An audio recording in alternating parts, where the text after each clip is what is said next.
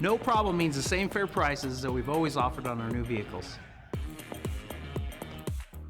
Because when you shop with us, it's always no problem to buy and service your vehicles.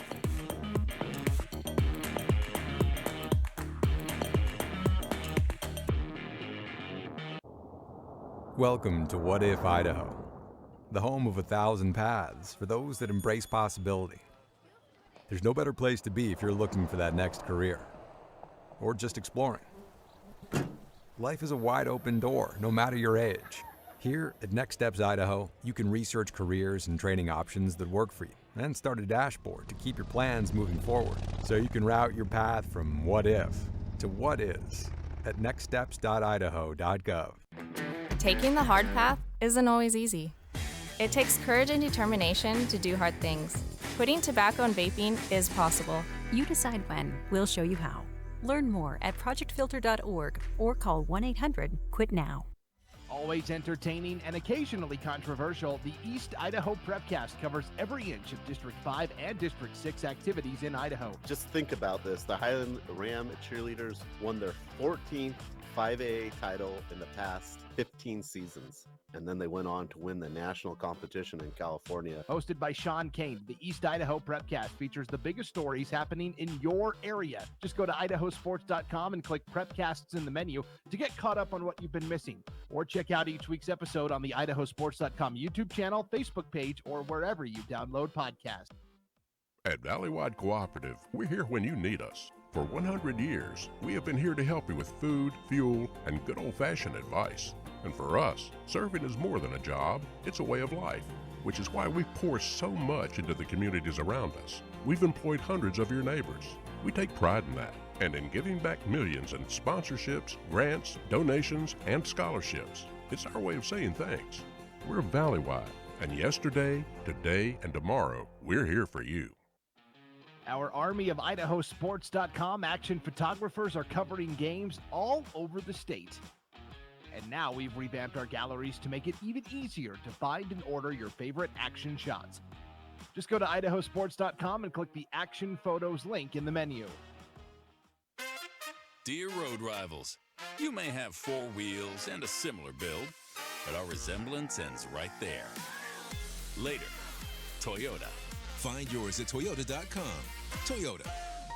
Let's go places. I'm Connor from Idaho Falls. In high school, I started having trouble with my muscles. Playing football, kids half my size were pushing me around. My mom and I spent months traveling the country looking for answers. We finally got one right here at Irmac. I have a rare disease that causes my cells to lose energy. After 2 years of using a wheelchair, the therapist at Irmac taught me how to walk again. Now I can do the things that I enjoy and live the life I want. That's why I say, take me to Irmac.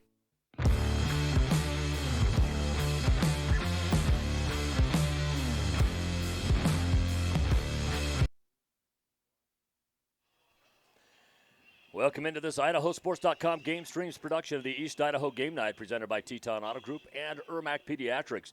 Additional coverage on IdahoSports.com is presented by Project Filter, the Idaho Department of Health and Welfare, Valleywide Cooperative, Next Steps Idaho, your local Toyota dealers, and the Idaho Transportation Department.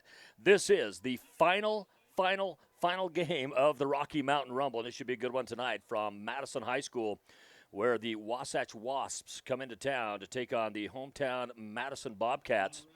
Hi, everyone. My name is Lance Taylor, and I'm joined tonight by Dallin Fryer. We're going to get the Star Spangled Banner here for just a moment. We're going to take a break. We will be right back here, and we're going to talk about Wasatch and Madison.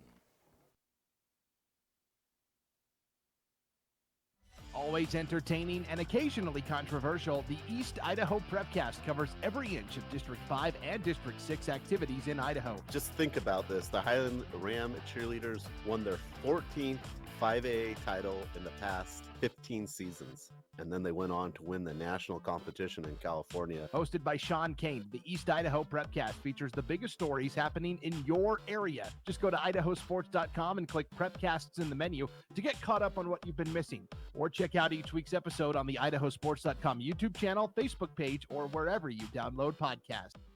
Yeah, I know a little something about myths. Like the myth that speeding isn't dangerous. Oh, and that myth you can tailgate at a safe distance. or that you could safely weave in and out of traffic. Don't be fooled by myths.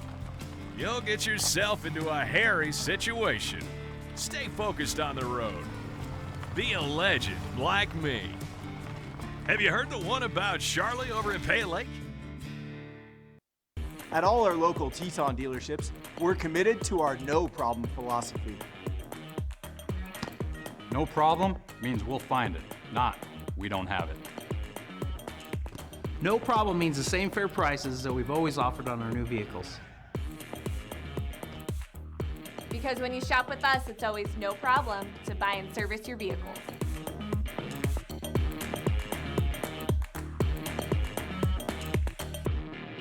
At Valleywide Cooperative, we're here when you need us. For 100 years, we have been here to help you with food, fuel, and good old-fashioned advice.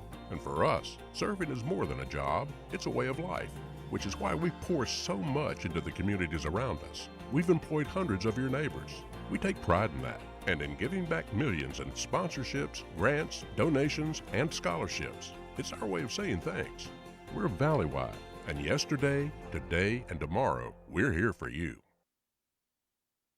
Well, is IRMAC really the best hospital for pediatric care? I mean, aren't all ERs the same? Not all ERs are the same. IRMAC's ER has been delivering high-level clinical care for over 3 decades. As a Level 2 trauma and burn center, IRMAC is well equipped to handle pediatric injury and illness.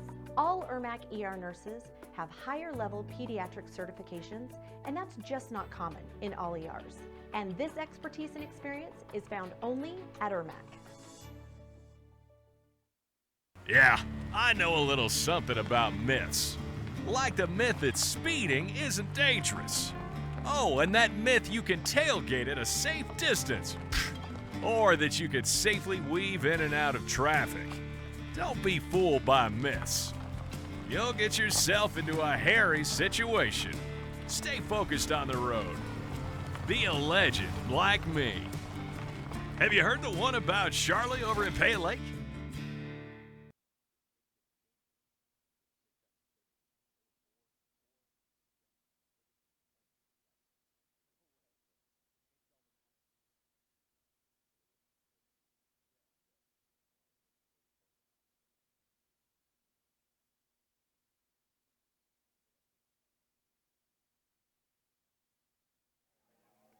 Welcome back to Bobcat Stadium. We're going to have a flyover here. Just got done with the Star Spangled Banner.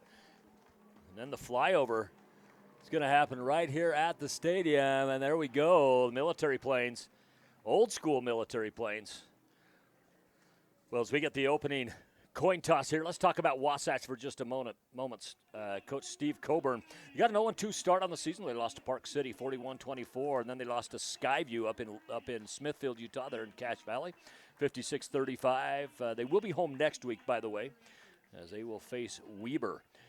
Their passing leader is Matt Kelson, just a junior. They're rushing from Carter Bucad, 256 rush yards at Skyview. 256 at Skyview with 3 TDs.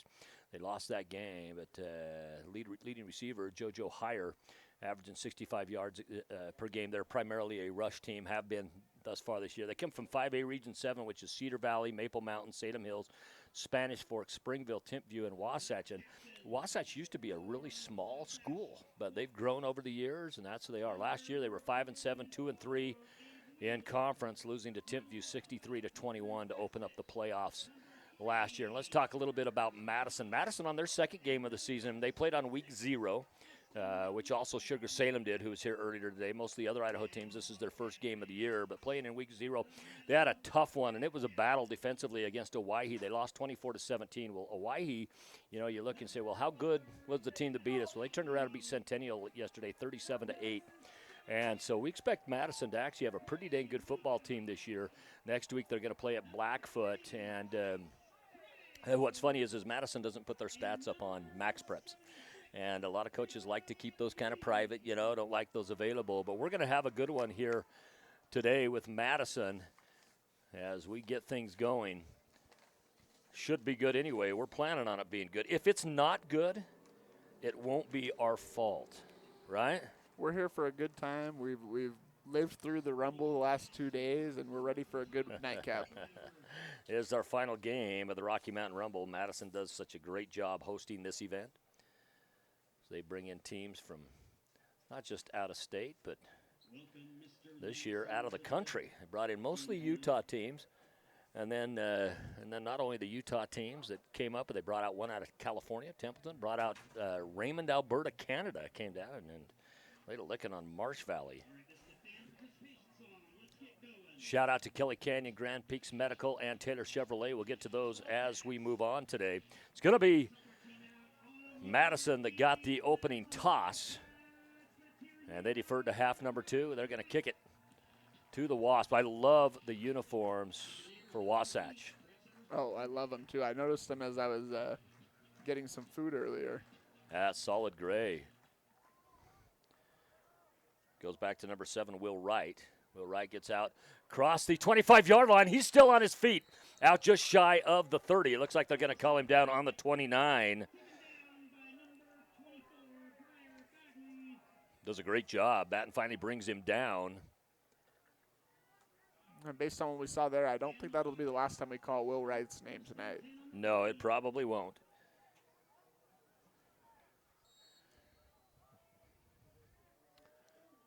From the shotgun, it's Kelson. He is number 13 on the roster. Just a junior. He'll return next year for his team, Coach Steve Coburn, and these Wasps. And they're going to go deep early on. He underthrew his receiver, but he caught it. Unbelievable. That's considered a 61-yard reception. All the way down the field. I believe that was number 6, JoJo Heyer. Somebody mentioned on the pregame, we see his speed immediately. Yeah, we do. And now across the middle, going with the no huddle. They're going to pick up another first down. This time it went to number 85, Hutch Solomon. They list him as a linebacker and a wide receiver, and I'll tell you what, he is one thick wide receiver. Over across it again, and 3 plays. Wasatch gets into the end zone. 3 plays. And once again, this is Hutch Solomon that gets into the end zone. And, boy, talk about shock and awe. That was shock and awe. And only a sophomore as well. You talked about his big figure, but he's also good at finding space. Both of those routes were quick throws by Kelson, and he found him immediately. They saw something maybe in the film from last week that they noticed a spot that was open on the field, took advantage, and 6 points up on the board early in this ballgame. Not even a minute run off the clock, 11:25.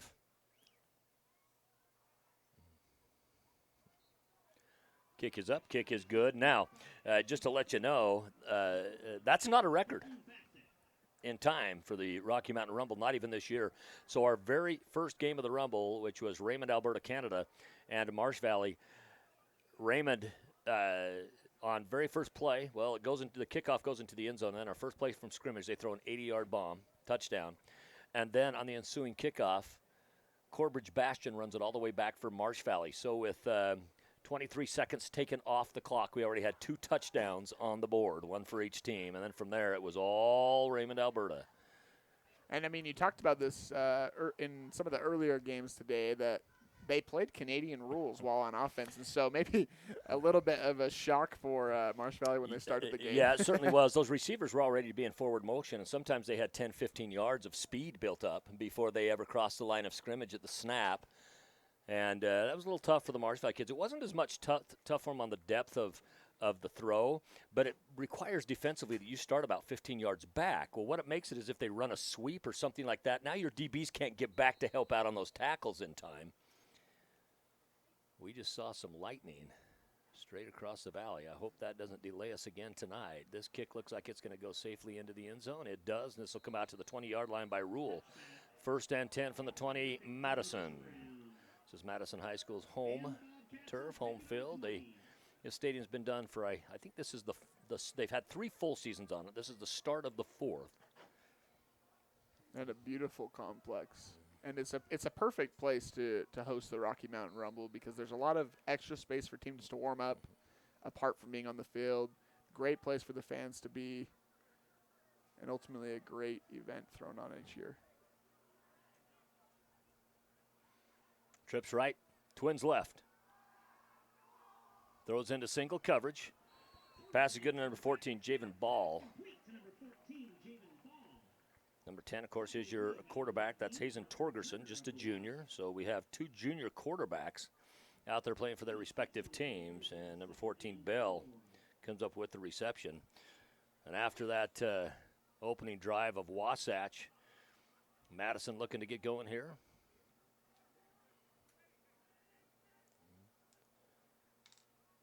In motion, now they come far left side.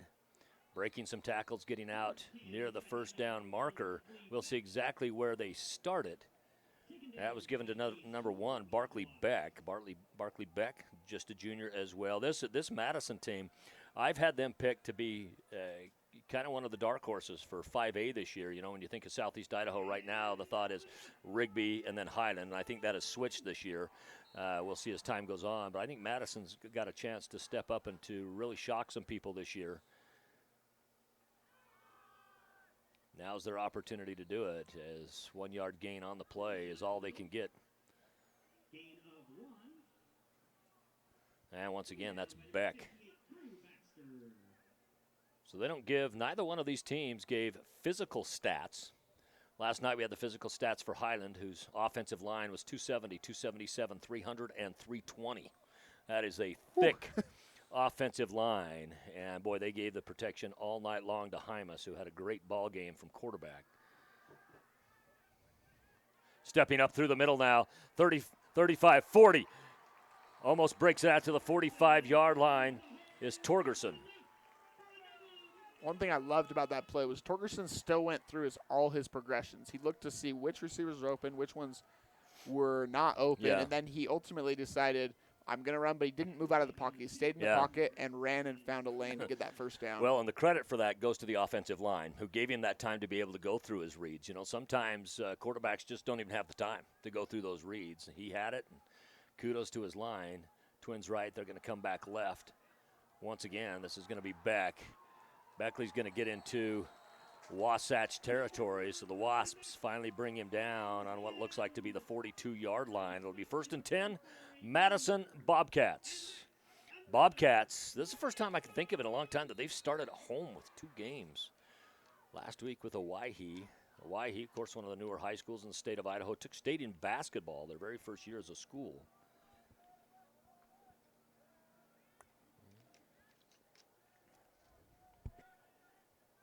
From the shotgun, it's Torgerson. Gets it across the middle. Good enough for a 9-yard gain to Javen Ball. And if Wasatch is going to play this type of coverage, they're playing very soft in the secondary right now. They're giving about 7 yards to their receivers. That was the easiest. There was 4 slants on that play, and every single receiver was open. So that might be something Madison looks to exploit early. JoJo Heyer came up and made the tackle on that play for the Wasps.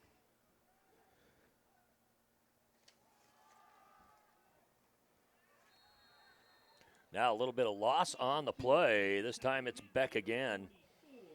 Barkley Beck. I like that name. You know, there's good sports names, you know. When you just hear a good sports name, I like that. I kind of keep a mental note as it's 3rd and 2 of first team all name. You know, there's a kid that played for Gooding several years ago whose last name was Funkhauser. And there was a kid who played for Sugar Salem High School whose first name was Wolfgang. And I said, if you guys were in the same family and you were Wolfgang Funkhauser, that'd be the greatest sports name of all time. You know he'd be in Sports Illustrated. That's right. By name alone. First team all name. And I'll tell you what, Wasatch, after it coming up and being 2nd and 1, they have caused a 1-yard loss on each of the consecutive plays. And here we are now on 4th down. And this is really go for it territory. This is that no man's land in high school football where a punt doesn't do you that much good, you know. Might put you 15 yards better, you know, if you get in the end zone, it comes out to the 20. However. And again, on the far side, we have very soft coverage from the defensive backs. We'll see if they go that way. And he is going to have one-on-one if he throws it. And it's going to be a turnover on down, and the Wasps, already with a score up on the board, will come and take over this on the 35-yard line, where it'll be 1st and 10. Overall, pretty good possession for Madison, just not able to finish finish the drive. Yeah, I think so too. Kelly Canyon wants to wish all the Eastern Idaho teams playing in the Rumble today the best of luck. Winter is right around the corner, so no matter your ski level, there's a place for you at Kelly Canyon and soon. Doug and folks at Kelly Canyon also want to give a special shout out to all the youth in the Upper Valley Grid Kid organization. Many of those kids will be playing in these games in a few years, so thank you to all those involved in Upper Valley Grid Kid, and they say have a great season. Thank you, Kelly Canyon and my buddy Doug Swanson. Back from shotgun they go.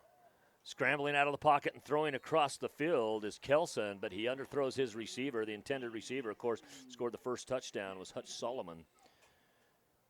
3 out of 4 plays going to Solomon. Yeah. Maybe a favorite target tonight. Well, one of the things we've seen as a theme yesterday and today is even though teams have spread around the passes more, when it comes to running, we primarily have seen really kind of the same people most of the time. However, this is the first time we've seen that many passes thrown to one person right off the bat. Out near the 40-yard line, it's number 3, Carter Bucad. And Solomon does line up in the slot. Again, this is maybe something that Wasatch saw while watching film through the week, that maybe there's a little bit of an opening in the slot for Madison's defense. Well, the nice thing about both these teams, since both of them had games coming in, 2 for Wasatch, 1 for Madison, they each had an opportunity to scout film on each other. So there's not going to be as much of a playing out period because you have some known factors. Coming out of the backfield, I'll tell you what a great defensive assignment that there by number 30. That's Bryce Dredge as he kind of broke that up. And I'll tell you, if you are Madison, after being sliced like a hot knife through butter on the first possession, that's a good defensive stop for you, assuming that they're going to punt and not fake. Yeah, that's everything you could want, especially at home. That brings the crowd into the game as well.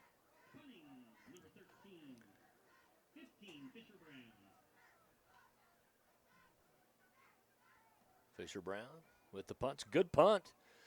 Semi-spiral. And then brought down is Barkley Beck. Oh, that was by number 19, Parker Turner. And I think the late flag's going to be for taunting after. I don't think it's going to be a horse collar. I wondered at first if maybe they're going to look at a horse collar. I think it's going to be for taunting. If so, it's a personal foul penalty, and that'll be 15 yards tacked on.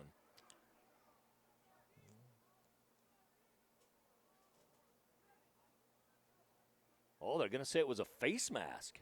It's an interesting call from the side judge that was about 15 yards back. That must have been a really good angle that he had compared to the side angle of the officials near the ball. It must have been, and this is the 15-yard variety, not the 5-yard variety. That counts as a personal foul, and that moves them up to the 39-yard line. 1st and 10, Madison.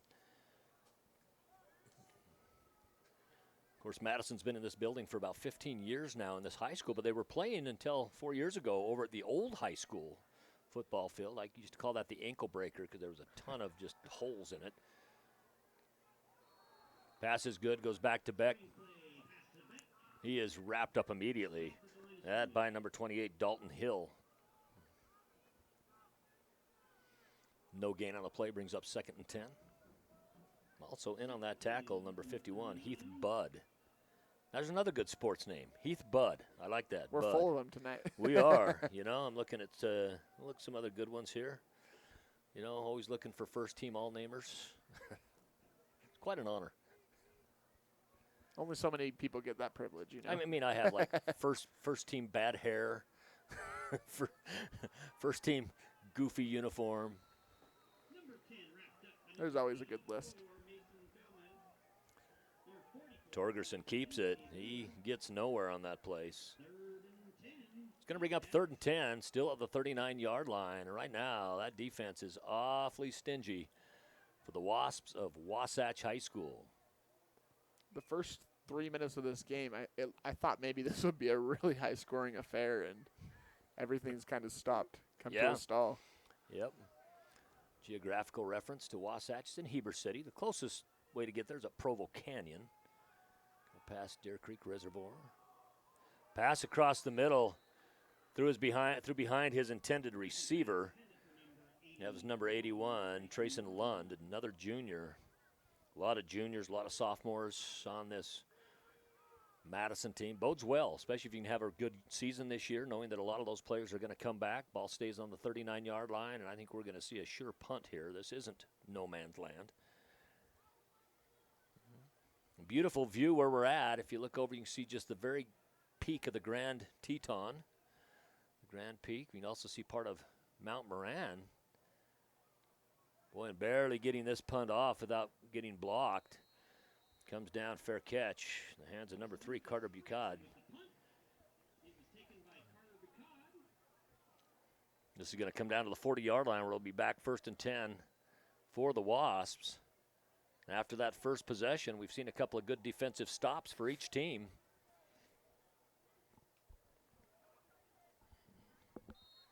Boy, I just love those gray uniforms. And I'm glad you can read the uniforms on both these teams. Yesterday, boy, Desert Hills was up here, and they had white jersey tops with light gold lettering and numbers. And this goes all the way down the field to number 84, Mason Gomez. The kids in the 80s between Gomez and Solomon are getting some business today. And that's a heck of a pass to Gomez. He just went up and took it away from the defender. It became kind of a jump ball.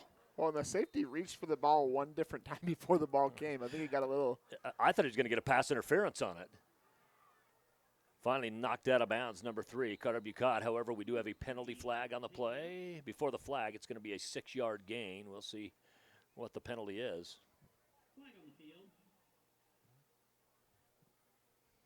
I really can't decide if that was a great throw or a better catch on that long pass. Now this last play is going to be nullified as there's going to be a holding. Took place at the line of scrimmage. It's going to bring us back to a 1st and 20. Boy, holdings are killers. They are just momentum killers. And especially in the red zone as well, because now they're back at the 21, and a first down is 2 yards from the end zone. Yeah, and we've already seen some red zone struggles today. Not by the Wasps, as they hand it off to number 3, Bucad. And we're going to see Bucad get a lot of carries today. He is their leading rusher. Remember, he had 256 yards in one game this year.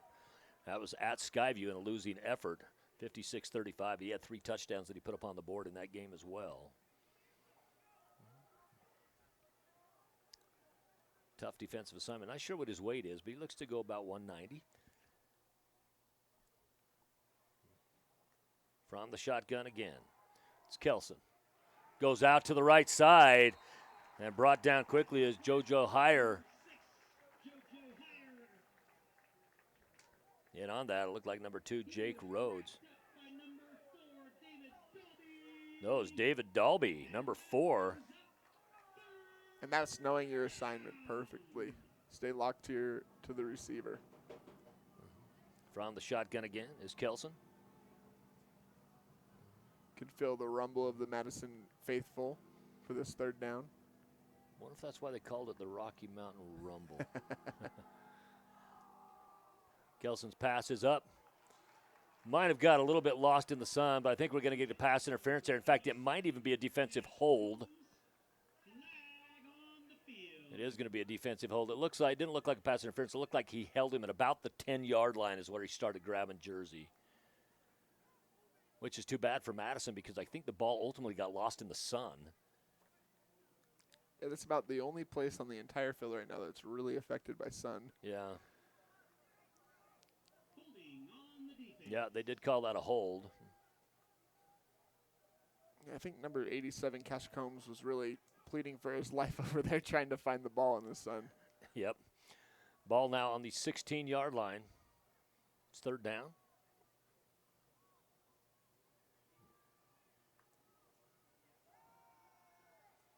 Kelson back, has his man, dang near picked off as his receiver, number 87, Cash Coombs, just stopped on the play. So one of them misread whatever that play was supposed to be. And you don't see a lot of option routes in high school. I wonder if that was an option route, if it was maybe the receiver seeing something different, like you said, than what the quarterback was seeing. Yep, very well could be. On to attempt the extra point is number 20, Ashton Southam.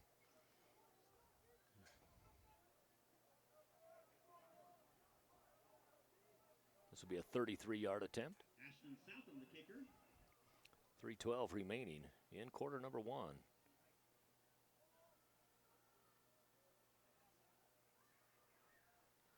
This kick is up. This kick is good. So a 3:08 on the clock. Got a 33-yard field goal. Moves us out 10-0. Grand Peaks, your community health center, is proud to support our local athletes and keep them healthy on their road to the state titles.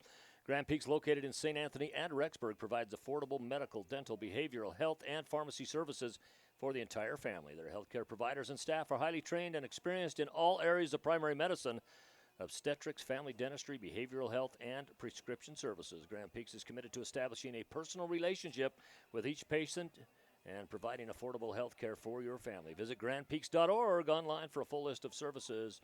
They say good luck to the Bobcats from all the staff at Grand Peaks, and I can personally vouch for them. That's where my family goes, is Grand Peaks Medical.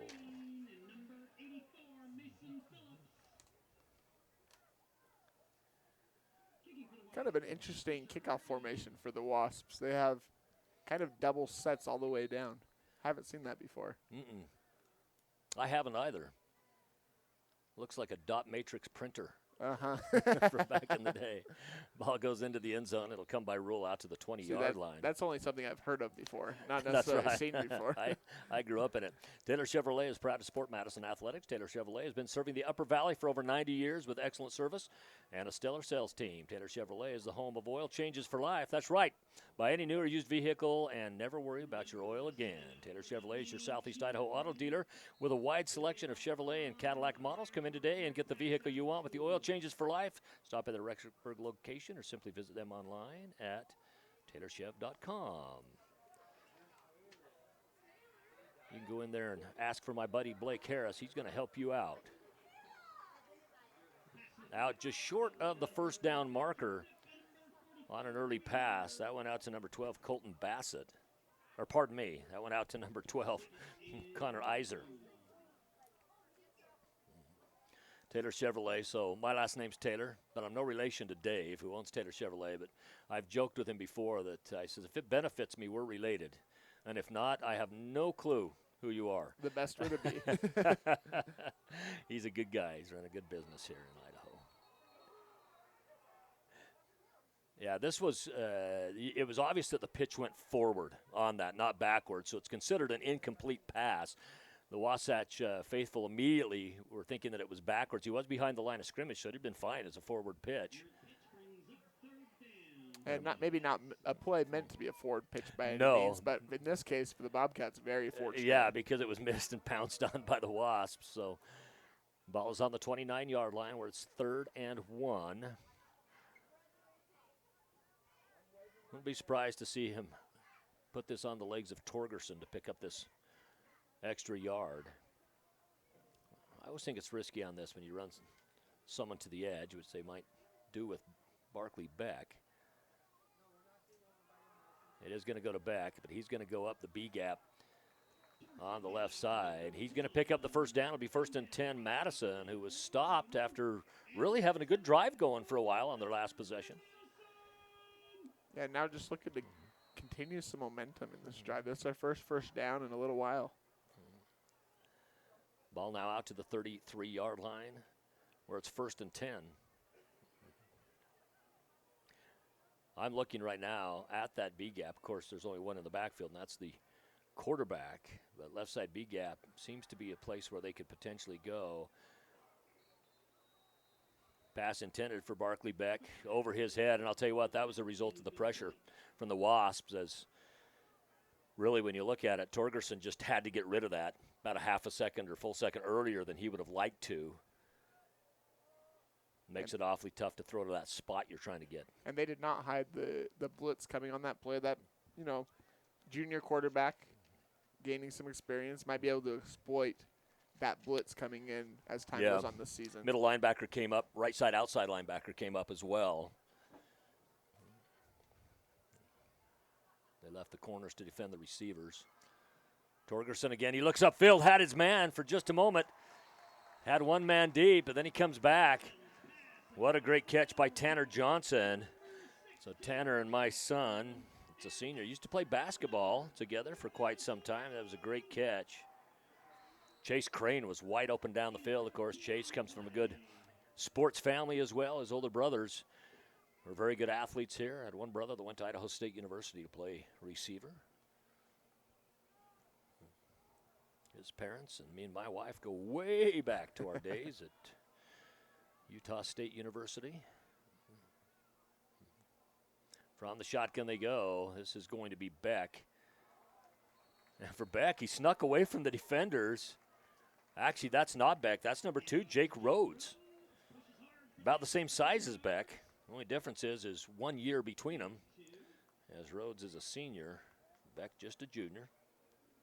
And clearly the same type of running mentality, though. Yeah, and about the same size, you know, and looking at him seems to be a similar skill set. Torgerson trying to get rid of that towel that's on the field. From the shotgun, one in the backfield. That's for protection. He's got trips right. He can step up through the middle. He had a receiver early, but the pocket collapsed awfully quick. He gets back, maybe picked up a little bit. I was worried whether or not he was going to be able to even get back to the line of scrimmage on that play. And he took a shot on that play as well. He took all the contact. He Maybe sure not did. something you want to see from your starting quarterback very often. Just a junior. He'll be back next year for head coach Chandler Rhodes.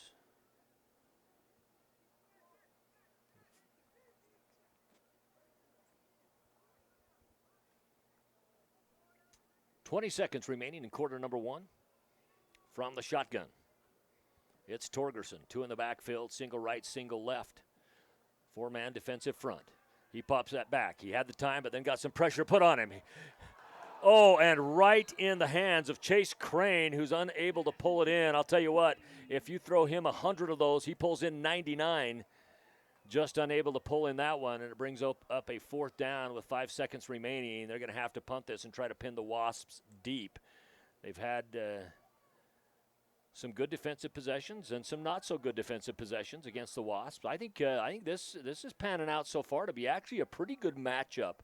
I don't know if the 10-0 score is really indicative of how good the matchup has been so far. Absolutely.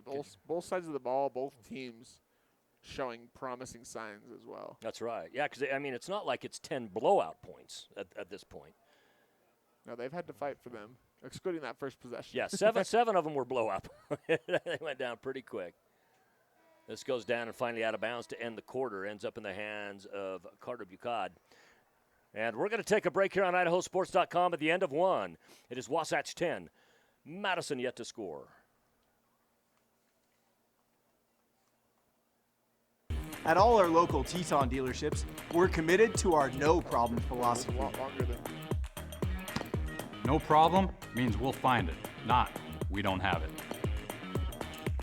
No problem means the same fair prices that we've always offered on our new vehicles. Because when you shop with us, it's always no problem to buy and service your vehicles.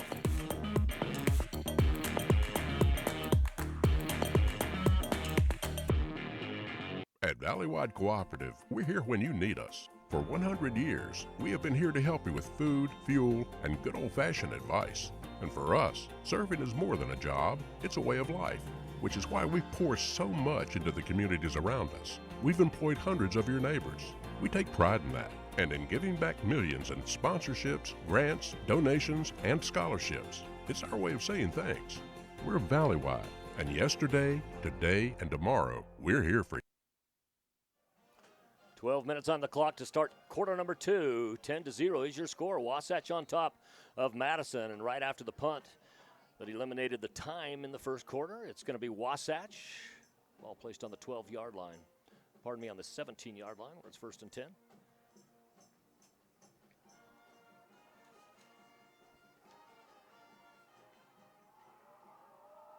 Pass goes downfield over the outstretched hands of Mason Gomez. Just couldn't get under it, but boy, what a strength of arm we're seeing from Kelson right now. Yeah, about, let's see, 10, 20, 30, 40, 45 yards of airtime there. Yeah. Lance Taylor, Dallin Fryer bringing you this game. Dallin joined Idaho Sports last year. We didn't have a chance to do any games together, but we have him here right here in the Rumble. Off the right side they go. This goes to number 3, Bucad. He finally gets knocked out of bounds, short of the first down marker. Looked like Jet Summers.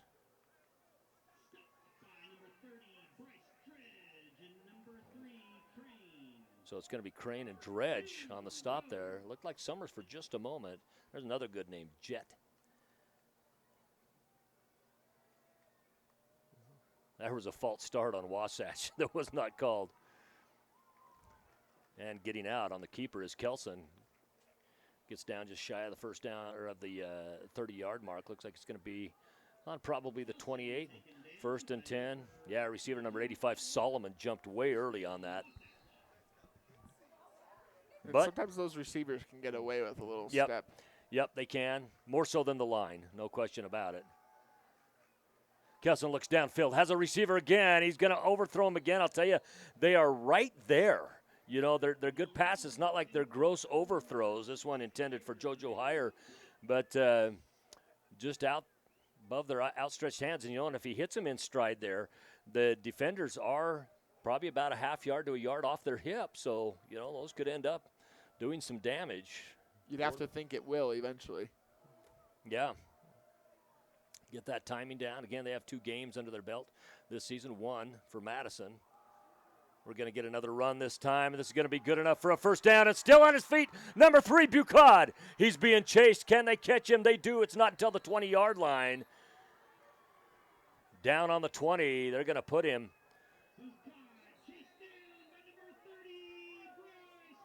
That was Bryce Dredge that chased him all the way down and saved that touchdown. And now we get to see if Madison can put together a defensive stop in the red zone. We're going to get a timeout.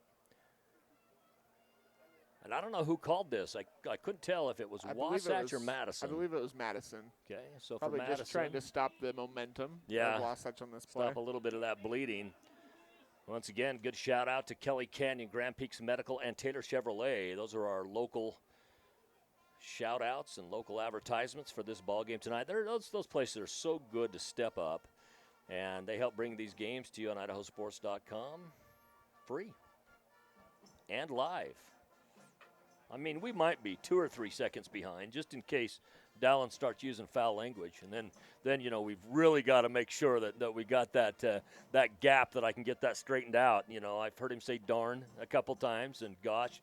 And we got to be careful. Those are rubbing in that area of gray that we're not quite sure about. I'm trying my best. We're in Rexburg. I'm trying my best. Oh, he's a good kid. We do have a blooper reel kind of put together from Idaho Sports. We've got some funny things over the years. It's been, you know, things just happen, and it's funny. Most of them are just Freudian slips. We are truly live. Things happen. Please forgive us. 11:17 up on the clock. Remaining in the ball game. 10-0 still your score. Wasatch on top. And it's Wasatch 1st and 10 in the red zone. They're going to hand off the ball again, and once again, Bucad, and you can see what racked up those 256 rushing yards against Skyview.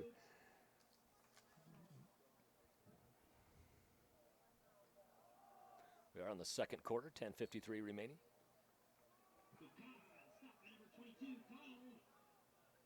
Bucad again. He got just a little bit closer. It's going to be 3rd and short. Wouldn't be surprised again to see Kelson keep this. Now they're going to give it to Bucad again, and he gets brought down short. What a great defensive stop through 3 downs. That looked to be number 68, Tate Bloomfield.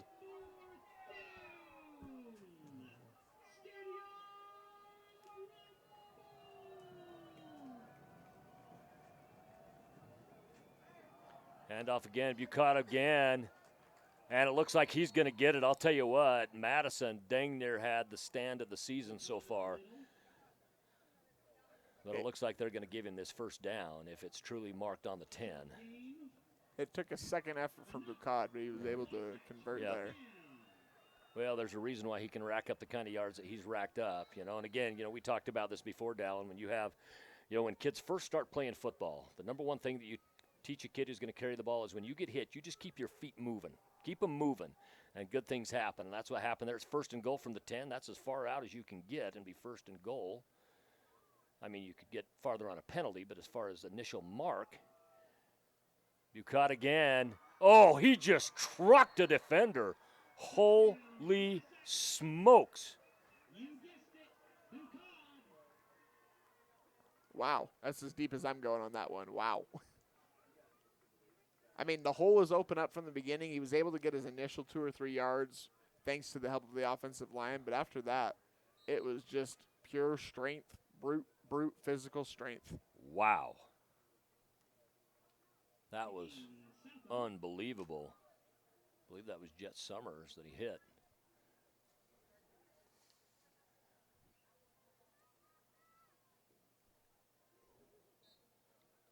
Extra point is up. Extra point is good. And, boy, that was incredible.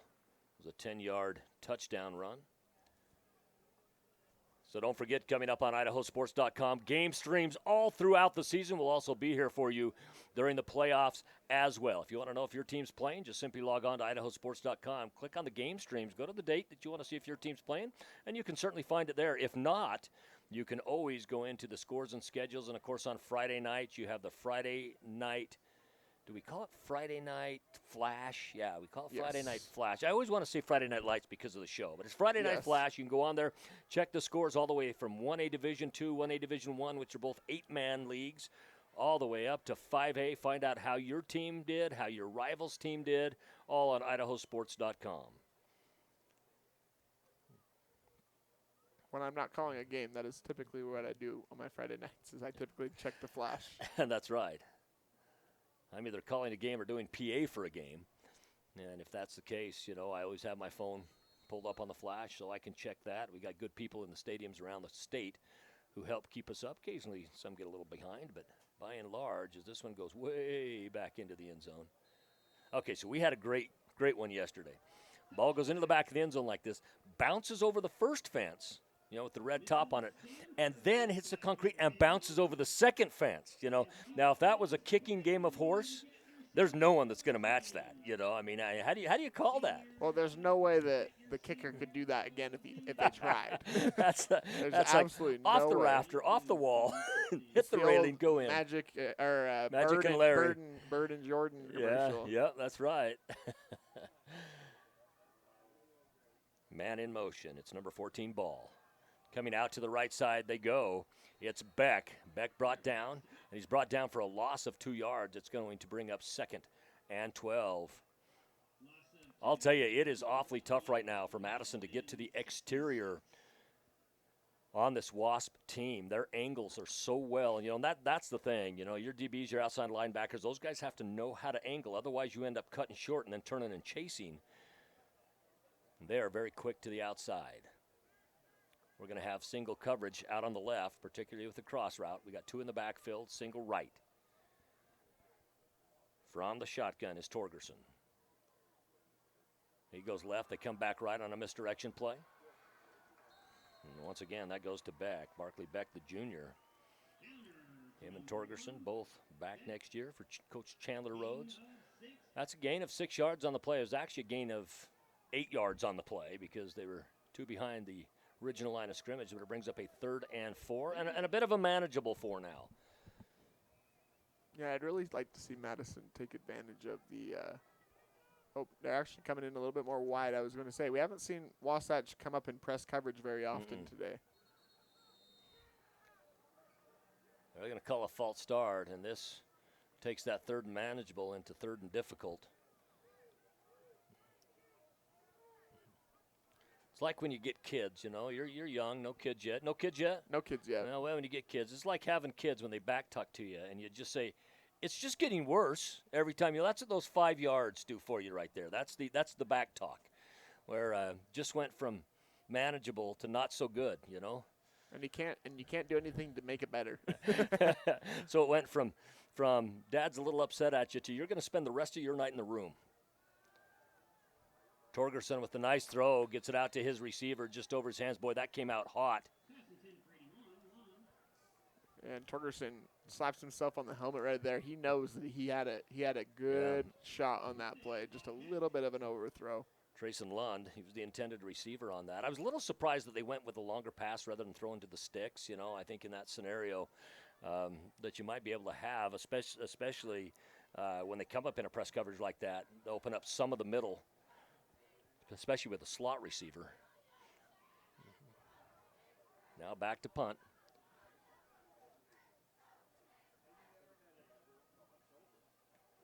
Punt gets off. It might have even been partially touched. Couldn't quite tell. Ends up touching number 12, Colton Bassett from Wasatch. However, he falls right back on it. It's going to be Wasatch football. Bassett very fortunate there because I don't know if he expected the ball to bounce like it did when he went to reach for it initially. Well, and via position and where he was, he's not one of the guys that's typically going to return that. He might have one out of 30 of those that happen in practice. What you hate as a coach when it goes in the hands of your big 300-pound lineman, and you're just going, oh, please don't do something disastrous. Just fall down. Please just fall down. Yep. You're not going to score a touchdown on this play. That's right. Then they might surprise you and do it, but most of the time, no. Comeback route out to the right. I don't think there's going to be any gain on this play as JoJo Heyer came back. It was complete by Kelson. There's been a number of those today that have been behind the line of scrimmage for technically a negative yard play on their on a pass, and some that have gone right back to the line of scrimmage. That's one of them. Brings up 2nd and 10. Kelson from the shotgun. Pulls off to the right. Has a man deep if he wanted him. He throws it out.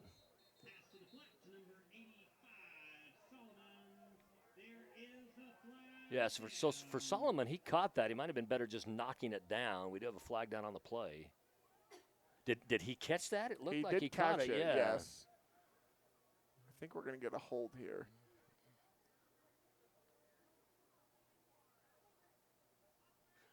We are, and the hold is going to be on Wasatch. It's going to be a 10-yard penalty, and that's going to bring up 2nd and 20. Read down to the play, but 10 extra yards to go. And if this was on the other side of the field, say it was starting at the 50 instead of starting it around the 40, Madison might think about declining that, making it a 3rd and 10. That's right. That's right. But where they were in positive territory. Yeah, you want to be awfully careful with that. Especially because the big plays that have happened tonight have happened for Wasatch, not for Madison, not at this point. 7:56 remaining in the first half. 17-0 is your score.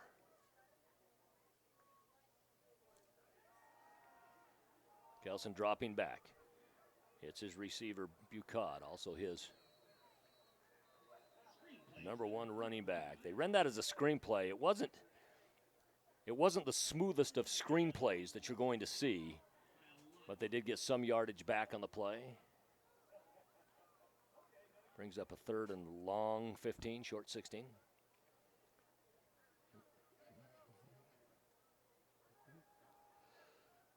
Yeah, at this point, is it 4-down territory if they can get 8 yards here? Boy, they are almost into that no man's land.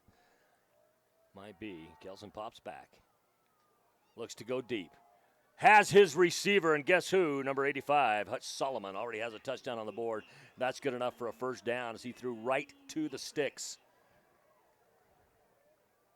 Moves the ball down to the 31-yard line, 21-yard pass on the play. From the shotgun again in the hurry-up offense. Go back to Bucott. He gets touched in the backfield, bounces off the receiver. Bounces off the defender. 4-yard gain on the play brings up 2nd and 6. Clock continues to go. Wasatch very good right now at clock management when they have it. Of course, we saw that in our previous game as well. Some very, very good clock management by Woods Cross. Bucott again. And, there were 3 defenders waiting right there for him. He didn't get much, but he still got a yard out of it. Yeah, he very easily could have just tried to lower his shoulder and take what he got, but instead he decided to lower his shoulder to go forward. And I think that's a different mindset that we saw there. That's right. Bagley on the tackle. There's going to be encroachment. There's going to be another first down.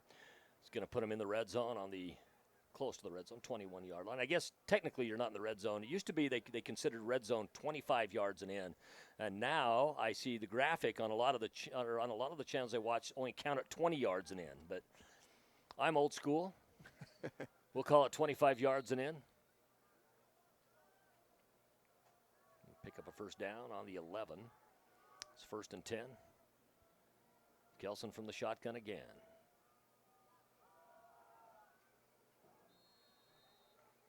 Passes off to Bucott. Hands off to Bucott. Maybe we'll call inside the 20 the modern day red zone. Modern day red zone. The old school red zone 25. The MD red. And then the OS read. Yes. No gain on the play for Bucad. He's in the backfield. Trips left, single right. He looks left, has an open man, and it ends up being picked off. The interception that time, that by number 21, Tate Ellsworth. Ellsworth, a senior. Boy, he had an open receiver. That one had nothing to do with the receivers that time. That was just an errant pass by Kelson. Yeah, the interception was almost just lucky. Yes, the overthrow, but right place, right time. Yeah, that's right. But nonetheless, great opportunity for Madison here. Well, I can't say enough how much I really like these uniforms from Wasatch. I like Madison's too. They have a very slight yellow stripe on their shoulders as they well. do. I just like the little touches. Yep. It looks good on film as well. Yeah, the little accents on it look really good. This is going to be Barkley Beck.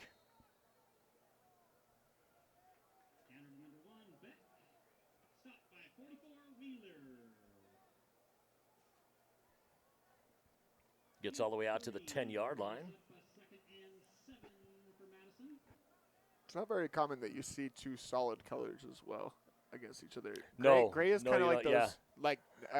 not pun intended. Yeah. The gray area. Yeah. And usually when you see solid color, it's usually white and white. Yes. White bottoms, Yep. white jerseys.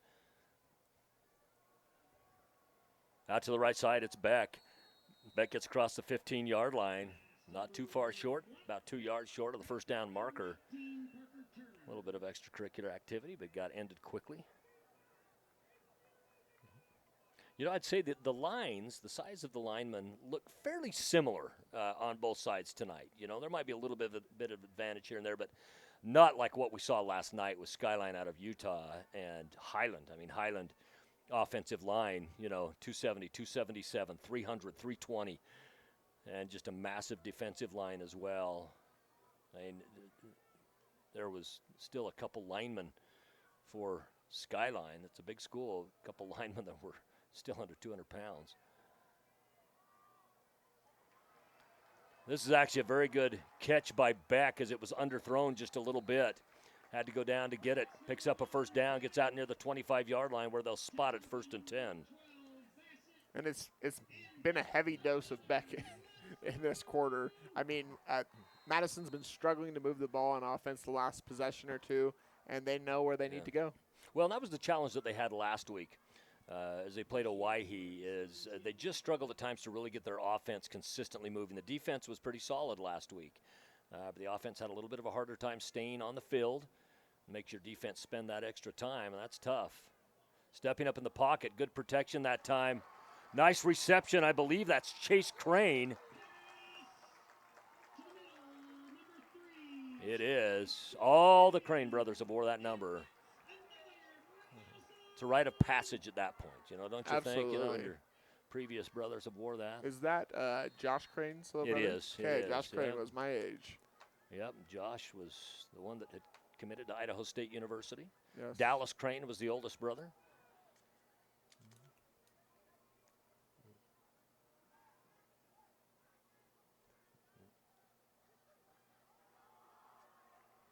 Beck now to the outside. Pops across the 50-yard line. Finally brought back, but able on the roll to pick up a couple extra yards. In fact, I think that Far Judge is ripping him off of about a yard and a half on that play.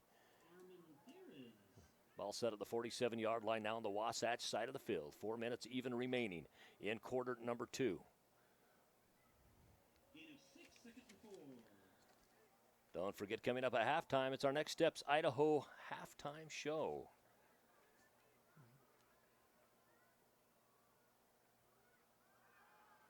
Dropping back is Torgerson. Great pass out. This to Crane again. Crane finally shoved out of bounds. Duty was by number 7, Will Wright, who was able to get out to him. And right now, Crane making his presence felt. And great blocking on the outside by Tanner Johnson and Javen Bell.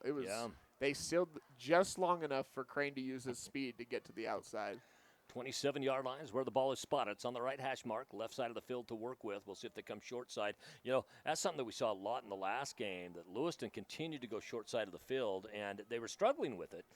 And there are some short side of the field plays, some very good plays. But I'm one that just likes the openness. There's a lot more over there. Oh, and we got a fumble, and it's going to be Wasatch that recovers it. I'll tell you what, that pocket collapsed so quick, and it was number 2, Colton Brisk, that got in there. And Brisk goes in there and causes the fumble. And Brisk was awfully lucky not to get a penalty on this. He took his helmet off to celebrate while he was still on the field. I don't think any of the officials saw it. If so, we would have a 15-yard penalty. It'd still be their ball, but it would be a 15-yard penalty as well. Yeah, no fault to Torgerson for fumbling there. Obviously, you want ball security, but he only had about half a second to even think. Oh, they were on him so quick. From they the call shotgun. that a house splits. Now goes Kelson from that shotgun, one in the backfield. Wonder who that is in the backfield. Can't quite figure it out. Oh, wait a minute. It's Bucod. Picks up some nice yardage. You know, and so far in this game, Bucod has not just hurt him up the middle like that. He's hurt him on the edges as well. He's hurt him through both the A and B gaps. And the thing is he's a tough load. He's not a huge kid, but he's a good-sized kid. And when he gets past that initial offensive line and gets into the secondary, that's a tough defensive takedown. Now, see, this time the line got him. Got back to the line of scrimmage, maybe lost an inch or two, but we'll still call it 2nd and 10. As the helmet gets knocked off for number 51, Trey Redfield. He'll have to come off the field for one play at least. Well, you brought up a good point earlier that Bucod had 256 rushing yards in one game this year. That just shows that he's between the tackles and an outside the tackles runner. He's not just in or out. Well, and what we're noticing, too, is that they're quite a balanced team. They've got a good passing attack as well. I wouldn't call it prolific, but I would call it a good passing attack. On this, they got trips right, and they go to Bucod up the middle. Makes it awfully tough for your DBs to come in and try to help out with anything. That's what we saw with Marsh Valley yesterday, trying to guard the receivers in motion in the Canadian offense. Now, there's going to be another Idaho team that has that challenge too, as Raymond will come down and play Sandpoint, and that game's going to be clear down in Missoula, Montana, at Grizzly Stadium at University of Montana. Bucod again defended very well. See if that initial line can get a hold of Bucod as he gets down to the 35-yard line, bringing up a 4th down. If they can get a hold of him, that's where they can stop him. But when he breaks that initial line, he's got full speed. He gets into guys now that he's same size as, if not bigger than some of them.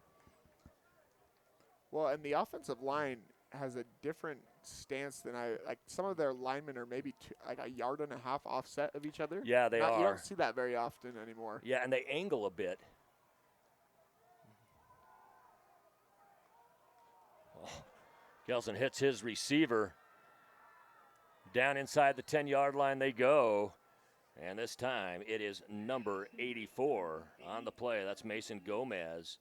And Gomez was one that missed an earlier pass clear on the other side that would have just been a beautiful touchdown.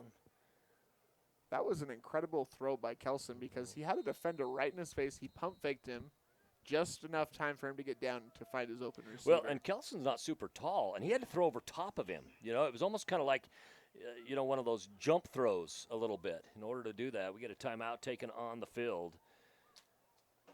We're going to stay here on IdahoSports.com. Once again, thank Kelly Canyon, Grand Peaks Medical Center, and Taylor Chevrolet, and all those advertisers who stepped up and helped bring this game to you live and free on IdahoSports.com. What a beautiful view looking out across the Upper Snake River Valley tonight. You see Brigham Young University, Idaho, over there. The clouds now have moved into the point where you can't see the peak of the Grand Teton anymore or Mount Moran, but it's just pretty. It's almost harvest season here, so a lot of things are green. Kids will be let out of school. In fact, in nearby schools, Sugar Salem being one of them, the kids get out the last week of September, first week of October, and I believe they still get a week off here at Madison, too, as kids go out and work the spud harvest. Which I'm grateful for. You know, I never did it, but I'm grateful for those that do. It's funny. I was talking to some of the folks from Templeton who were here earlier today, Templeton, California, as they played Sugar Salem, and that's an agricultural community as well. In fact, they said they made mention that About half of their athletes, football's their main sport, and their number 2 sport is rodeo, and it's livestock country up there. And we were talking about what these kids do for the spud harvest, and they said, well, thank you for and your kids for picking all those spuds. Down inside the 5-yard line they go.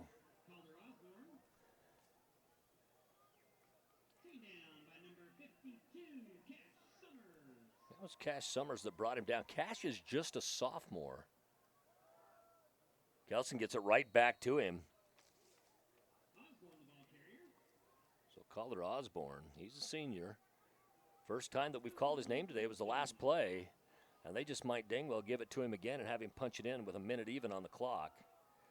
No, it's going to be Kelson coming to the outside. I believe that's actually Bucad in the backfield. Yeah, it was Bucad. It was a direct snap, wasn't it? Yeah, I don't think Kelson has Kelson not wasn't been in on for this a few play. plays. I think they did some direct snaps. So we'll see. So it's going to be 4th down. Looks like Wasatch is going to bring on their kicking team. You know, what a luxury to have a team that can kick. You see so many high school teams out there that just do not have kickers they can trust. Forces them to go for a 4th down in a situation like this, you know, and you get a good kicker, good kicker, and you can pick up 3, 6, 9, 12 extra points in a game. That's an amazing thing, you know, especially when you consider how many games are won by that amount. We have a timeout, but they haven't announced who did it. Coach Rhodes very upset about something.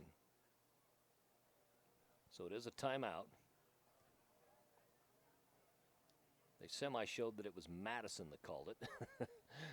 It almost seems like there's confusion on the field somewhere. Timeout. Well, next week, the Wasatch Wasps, they're going to be home against Weber High School. Just to give you a little bit of area for that, geographics. That's the north end of Weber County there. And then for Madison, next week, they are at Blackfoot. Blackfoot's had some really good teams historically. The Broncos, green and silver. Madison in the 5A district, 5-6 with Highland, Rigby, and Thunder Ridge. Thunder Ridge has really struggled. Lost again last night to Idaho Falls after opening night loss to Minico. And then Minico just came and took a woodshed beating yesterday from Desert Hills. That was right here in the Rumble. It's going to be a 29-yard field goal.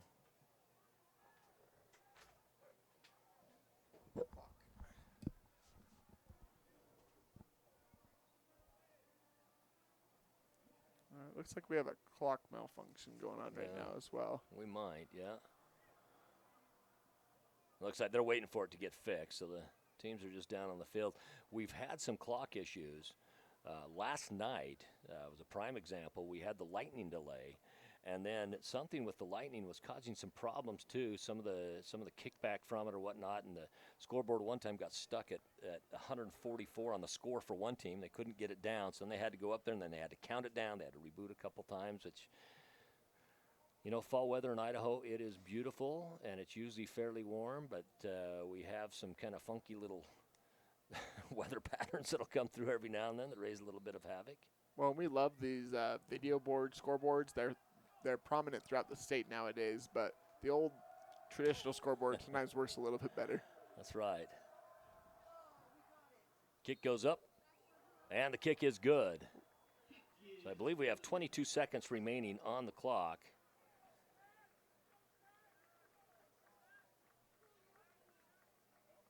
That's 20-0 is the score there.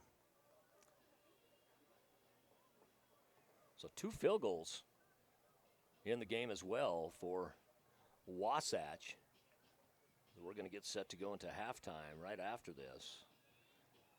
And the typical suspects have been really good with Matt Kelson, Carter Bucott, and JoJo Heyer. We've called all those names tonight for sure. Also on that was number 85, Hutch Solomon. He scored the very first touchdown. There's been 2 touchdowns, 2 field goals for the Wasps. Based on what we've seen from kicker Fisher Brown here, I would expect this one to go out the back of the end zone. Yeah. His last point after attempt landed 2 rows into the parking lot. Yeah. He is also the punter on this team. Oftentimes they do double duty. One of the things we see quite a bit nowadays, though, in football, even at the college level, is quarterbacks that'll punt. This one does go into the end zone. Takes a low trajectory bounce after hitting the M.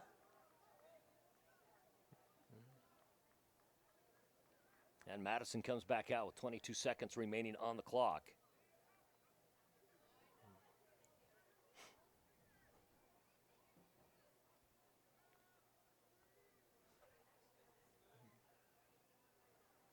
Ball placed on the 20-yard line, 1st and 10. I'd imagine they're going to try to take a couple of long shots here. If not, then we'll just assume they're content to go into the half. Now they're going to run it. Ball goes out to the 25, and they're just going to be content for the most part to go into the half.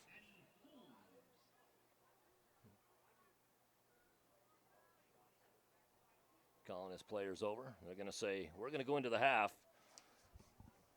20-0 is your score.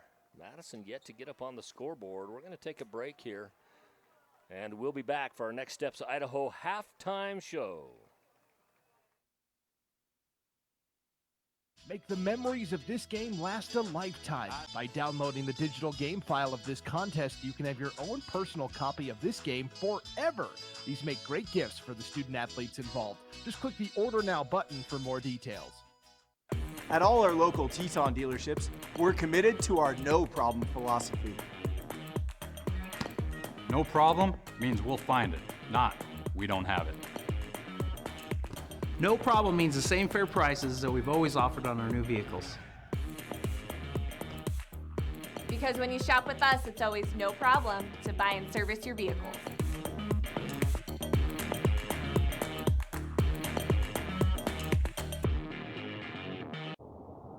Welcome to What If Idaho, the home of 1,000 paths for those that embrace possibility. There's no better place to be if you're looking for that next career, or just exploring. Life is a wide open door, no matter your age. Here at Next Steps Idaho, you can research careers and training options that work for you, and start a dashboard to keep your plans moving forward, so you can route your path from what if to what is at nextsteps.idaho.gov. Always entertaining and occasionally controversial, the East Idaho Prepcast covers every inch of District 5 and District 6 activities in Idaho. Just think about this. The Highland Ram cheerleaders won their 14th 5A title in the past 15 seasons. And then they went on to win the national competition in California. Hosted by Sean Kane, the East Idaho Prepcast features the biggest stories happening in your area. Just go to IdahoSports.com and click Prepcasts in the menu to get caught up on what you've been missing. Or check out each week's episode on the IdahoSports.com YouTube channel, Facebook page, or wherever you download podcasts. At Valleywide Cooperative, we're here when you need us. For 100 years, we have been here to help you with food, fuel, and good old-fashioned advice. And for us, serving is more than a job, it's a way of life, which is why we pour so much into the communities around us. We've employed hundreds of your neighbors. We take pride in that, and in giving back millions in sponsorships, grants, donations, and scholarships. It's our way of saying thanks. We're Valleywide, and yesterday, today, and tomorrow, we're here for you. Our army of IdahoSports.com action photographers are covering games all over the state. And now we've revamped our galleries to make it even easier to find and order your favorite action shots. Just go to IdahoSports.com and click the Action Photos link in the menu. Dear Detour, you asked us to measure up. So yeah, we did. When life slings you mud, sling it right back. Stay strong. Toyota Trucks. Toyota. Let's go places. Well, is Irmac really the best hospital for pediatric care? I mean, aren't all ERs the same? Not all ERs are the same.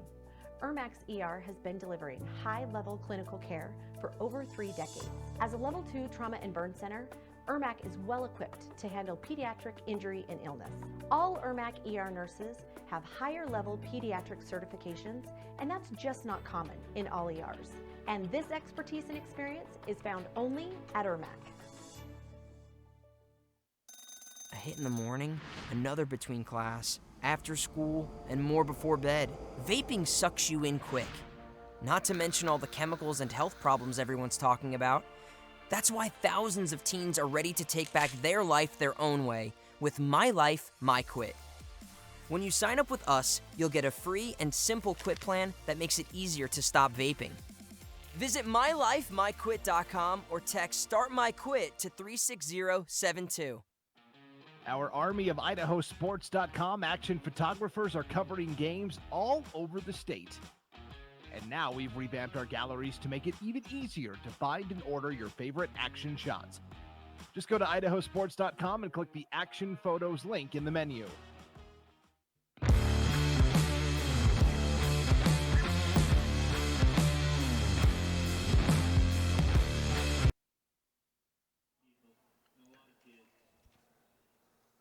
Welcome back. It's the Next Steps Idaho halftime show. Thinking about what's next for your career or education? Next Steps Idaho can help bring you closer to the life that you want to lead. Lance Taylor, Dallin Fryer, this game for you right here on IdahoSports.com. And right now, it's been too much Wasatch, not enough Madison. And Madison has had lots of opportunities to score, to move. They've moved the ball down the field, just not been able to execute as fully. Wasatch has taken advantage of every mistake that Madison has made. Yeah, they have. I would say out of these two teams, they both come in with games under the belts, 2 for Wasatch, 1 for Madison. I'd say out of the two teams, Wasatch knows more who they are than Madison does at this point. I think Wasatch feels very comfortable in their own skin right now, what works for them, and Madison is still trying to figure a few things out with that. Let's go down the scoring in the first half at the 11:25 mark of quarter number 1. First touchdown goes on the board. It was Solomon with a 15-yard reception, but it was just a really, really nice pass. He gets in. Kick was good after 3:08 mark, 33-yard field goal, moves it out 10-0. Now move on to quarter number 2, 9:47 mark. It was a 10-yard run. That was for Bucad, who had 256 yards last week against Skyview down in Smithfield, Utah. Kick was good again, and then they kicked another field goal at the 22-second mark, 20-0. That's what it puts us at our halftime score. So let's talk a little bit about what these teams are going to address at halftime. Wasatch, they're just looking to maintain what they've already set. They've set a good foundation for the game. They've been clearly following their game plan. They have had a couple sloppy possessions the last few times, and so that's something that the coaching staff will need to address to stay consistent. Do not let Madison have any chance of coming back into this. Whereas Madison, they've just got to sustain. They start things, but they're not able to finish things. Yeah, I think that's the key right there. We've seen some good things out of Madison. It's not that Madison can't move the ball up the field. We know they can, but it's been the offense that has betrayed them, not the defense. The defense has been there. Usually when it's been something that, a play given up or whatnot, they made Wasatch earn it, for the most part. There hasn't just been one of those where it just says, that was a completely broken play. Haven't seen a lot of that. They've made it earn it, but they've also had their defense spending a lot of time on the field, and that's something that the offense can help eliminate by staying on the field by themselves. Absolutely. And, we've seen a really, like you said earlier, a steady diet between pass and run from Wasatch. We've seen kind of the same from Madison, but Madison, it's maybe 3 good plays in a row and then 3 rough plays. That's right. It's 3 quick and a punt. Yeah. Yeah, we were seeing, in some of the other games, we've talked about the 1 step forward, 2 steps back. There's been kind of 2 steps forward, 3 steps back. They've had some good things that have happened, but again, just haven't been able to sustain that consistency throughout a really long drive. And that's something that Wasatch has been able to do. And of course, we got to give credit to Wasatch's defense as well. Some of the passes, that have been thrown out by Torgerson have been good passes, but just defended super, super well. So, kudos goes to Wasatch as well. Again, looking at that conference for Wasatch, it's 5A Region 7, Cedar Valley. That's one of the newer high schools down in Utah. Maple Mountain, that was the split-off that split Spanish Fork as well as Springville. I was actually living in Springville at the time when that happened. Salem Hills, who was a split-off from Payson. Then you got Spanish Fork, Springville, Timpview, and of course this Wasatch group. So after a losing season last year, 5-7, 2-3 in conference, and getting knocked out the first round of the playoffs by Timpview, who dropped 63 on them, they're looking to have a much better season this year. And those 2 games under their belts, I think they're going to come back and be okay. I mean, when you consider they put up 35 points against Skyview, that's still quite a few points, but they've got to take care of the defense where they only put up 56, where they gave up 56. And I think maybe tonight's one of the start of that where they're saying we've got to take better care of our defensive side of the ball. Well, and even if you just look at it from what you've been talking about, trying to improve, they've obviously improved in the first half, but this is also a home game for Madison. Most of these Rocky Mountain Rumble games are not actually home games, so you're not coming into a road environment. Wasatch is coming into a road environment here, and so that's a really big positive note coming in that they're performing like this in a true road game. Yeah, that's true. In fact, really the only 2 games of this whole tournament that you could call true home games for a team was Sugar coming here. This is 3 miles away, and then Madison, this being their home field. Everybody else, I mean, Lewiston, they had farther to travel than Woods Cross did, coming up from Utah to get down to here. Some of the other teams that have played kind of the same thing. Minico, they had to come over from the Magic Valley. This isn't a home field for them by any stretch of the imagination. Desert Hills came up and kind of laid it down to them yesterday, and so Madison, this is a true home game for them and a true hostile crowd for the Wasps to come in through. Yeah, and they started as good as you can start a high school football game or any sporting event for that matter. Only 3 plays, 35 seconds off the clock, and it slowed down for a minute. It looked like, well, maybe Madison's going to be able to stay within reach, and then they just kind of took off, and it's been all Wasatch, but I wouldn't expect the Bobcats to lay down. Well, and the Wasatch has hit 2 field goals too. Without those field goals, you're talking the score is 14-0. 14 sounds a lot different than 20. So those field goals make a huge difference on there. Thanks again for joining us for the Next Steps Idaho halftime show. Thinking about what's next for your career or education? Next Steps Idaho can help bring you closer to the life that you want to lead. We'll be back for second half action after this.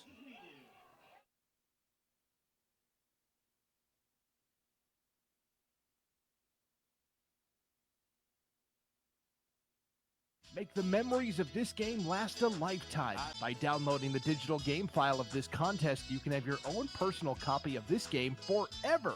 These make great gifts for the student athletes involved. Just click the Order Now button for more details. At all our local Teton dealerships, we're committed to our no problem philosophy. No problem means we'll find it, not we don't have it. No problem means the same fair prices that we've always offered on our new vehicles. Because when you shop with us, it's always no problem to buy and service your vehicles.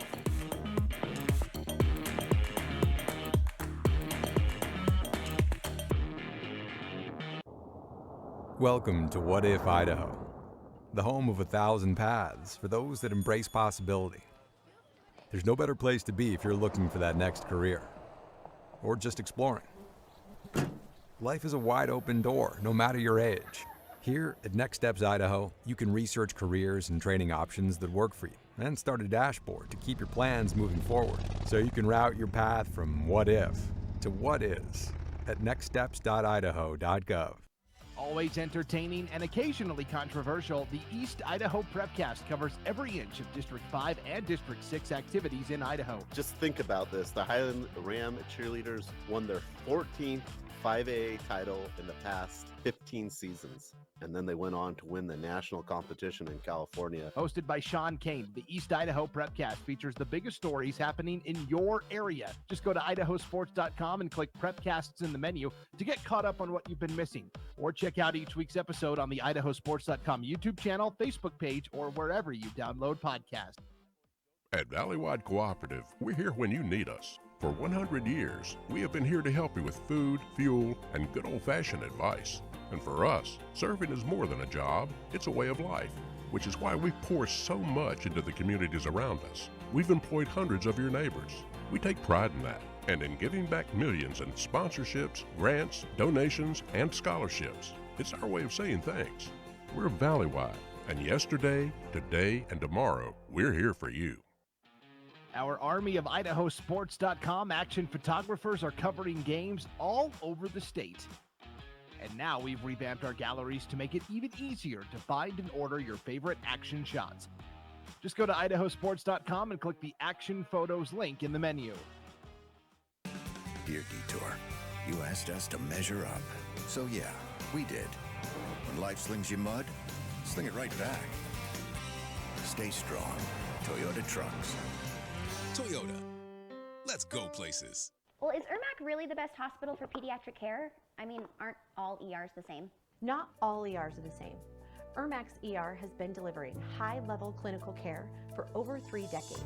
As a level 2 trauma and burn center, Irmac is well equipped to handle pediatric injury and illness. All Irmac ER nurses have higher level pediatric certifications, and that's just not common in all ERs. And this expertise and experience is found only at Irmac. A hit in the morning, another between class, after school, and more before bed. Vaping sucks you in quick. Not to mention all the chemicals and health problems everyone's talking about.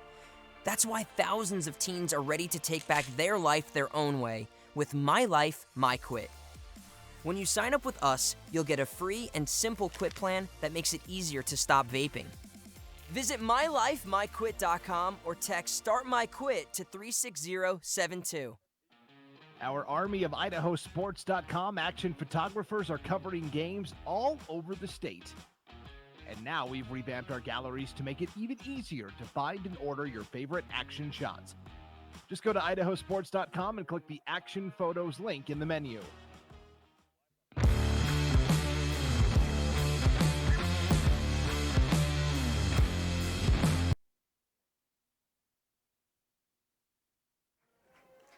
$20-0, that's our score. Headed into half number 2, the hometown Madison Bobcats. It's not like they're playing bad defense. I mean, that 20 points has been earned up on the board by Wasatch.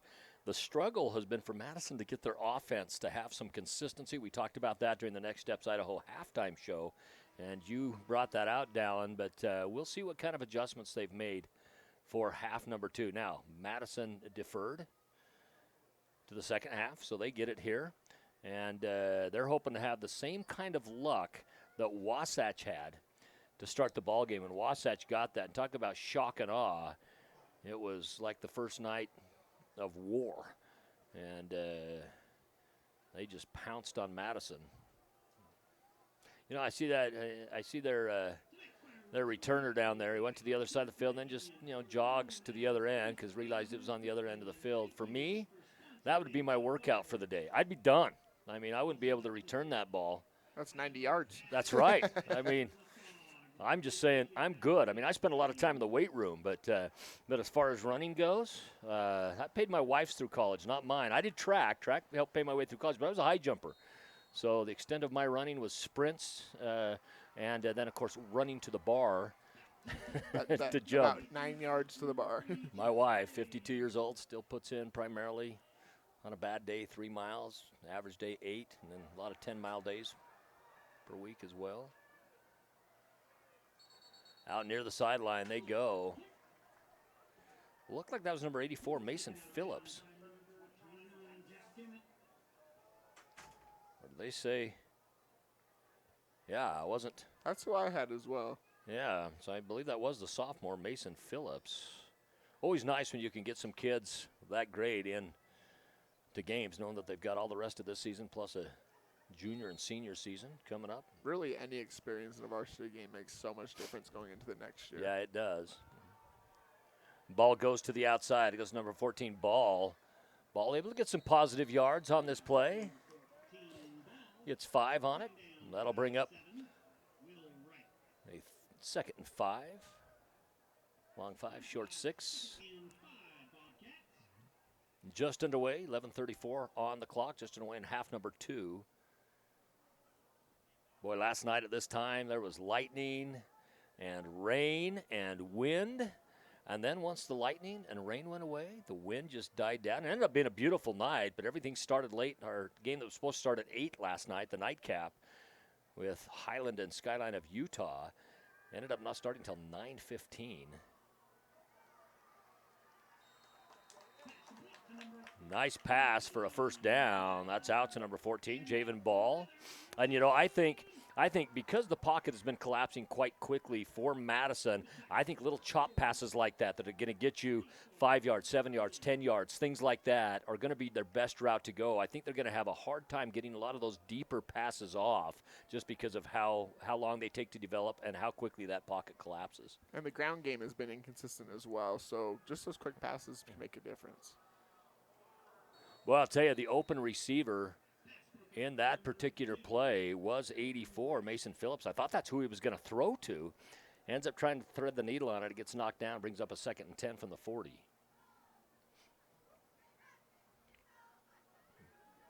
Madison is just so close to having continued success. Yeah, They're so close. And, that's why I kind of picked him as a dark horse this year. People aren't expecting big things out of them, but they really are just right on the fringe of that. They've got the potential, but they're right on the fringe of making it happen. And, we're still a couple games away from any conference play. Yep. And any of these games, if you can learn the lessons that will help you get set up for that situation, you'll take a loss. That's right. Ball put on the 45-yard line where it's going to be 1st and 10. It was a great scamper to pick up the first down. And now Madison on the move. And we've seen this from them in this ball game where they've been able to move the ball, and then all of a sudden you end up with penalty, loss in the backfield, different things like that have just put a stop to it. They do have twins left. They got one man out of the backfield, and they're going to hit him. I believe this is Beck, Barkley Beck. Haven't called his name in a while. Called him a lot, particularly early on in the first half, and then we started calling names, like Rhodes and Crane and Javen Ball, but now Barkley Beck back into it. Again, another one of those juniors that's going to return for Coach Chandler Rose. And Torgerson showing a lot more confidence this possession, I feel like. Pitch goes back, and this goes to Beck. And he didn't get decleated, but he got hit pretty good, flipped on it. That's one of those, if you can come down and land on your feet, you're going to get a standing ovation from both sides of the stadium. Well, and it's one of those, too, that he just happened to hit him perfectly. I don't know if that was really that hard of a hit, but it looks a lot harder. Yeah. In the outcome. A mix of momentum and just sometimes even just a slight touch can flip you on that. It's on the 40-yard line where it's 3rd and 5. In the shotgun, it's Torgerson. Goes up, might have called a slight audible on the play. Has to throw it across the middle, doesn't have his man on that 3rd and 5. That was a great defensive play for the Wasps in that.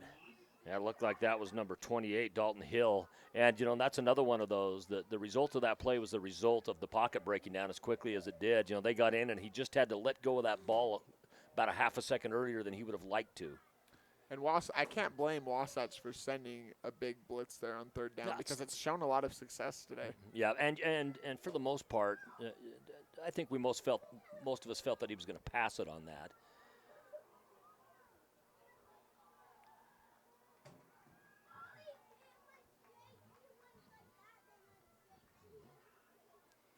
They're going to go for it on 4th down.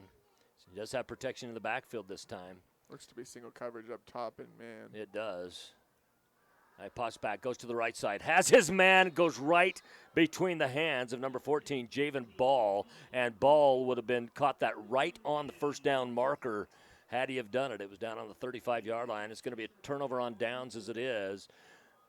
And coming out of the half, that is not the result that Madison wanted, already yet to get in the end zone and give up a great opportunity there. And again, the same thing that we've seen already, Dallin, is just they can move it, and then it just stops. It almost feels like we're watching an instant replay of the Lewiston Woods cross game. Yeah, it's very kind much of the so. same type of situations. Stepping up through the middle, and now breaking away from the defenders and finally sliding down. It's Kelson. No, it wasn't. That was actually Bucad. I'm wondering if Kelson got hurt. We have not seen Kelson in the ball game for a while. He was he had some great passes. You know that one that we talked about that where he had to jump to get kind of over the middle? He did take a hit on that. That was the last play I think we saw him in the ballgame. I think so too. Well, and what that did, it ended up bringing number 22, Calder Osborne, into the game. We started calling his name first because the snap has been going, now to Bucad. The only other quarterback they have listed on their roster is a sophomore. So, and Bucad, I mean, he spends enough time in the backfield. Yeah. He's Kelson's mate in the backfield. That's right. And now Osborne in the backfield with him. We'll see what kind of arm he has. He steps up through the defense, steps off another defender, gets across the 40-yard line, but is finally brought down. It'll bring up a 4th and 10. And I would imagine, this not being no man's land, that they will go ahead and punt this. If Madison can start to take advantage of offense and score, Wasatch is in an unfamiliar territory with not having a traditional quarterback anymore. We might see a little bit of a different offensive mindset from them. But Madison has to take advantage of this. They have to get the ball in the end zone. Trevin Lord's in on the tackle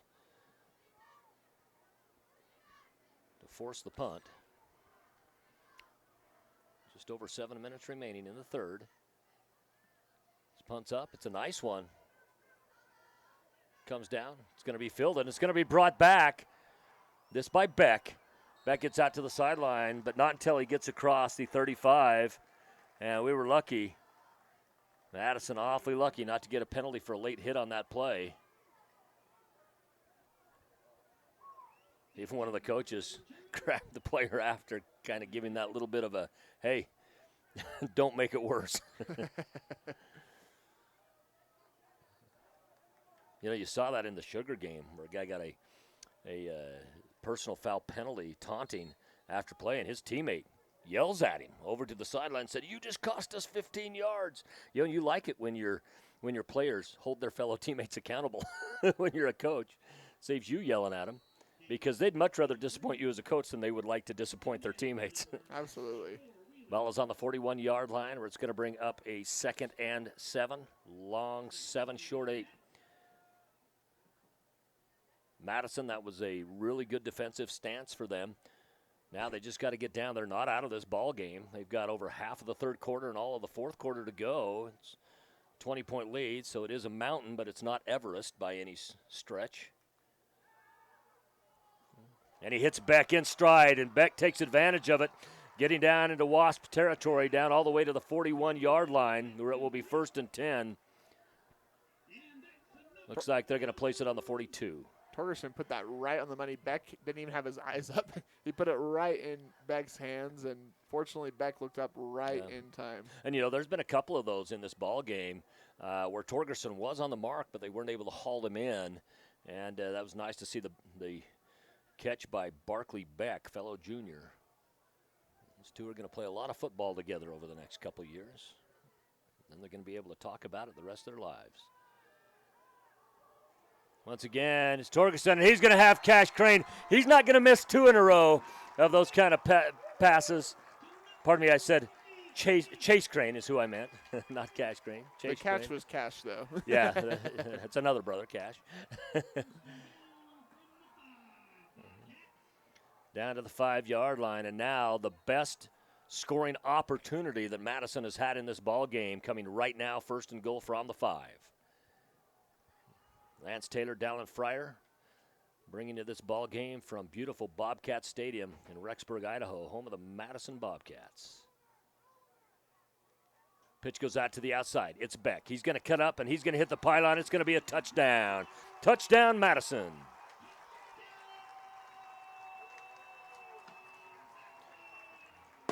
Their first touchdown comes in the third period of play.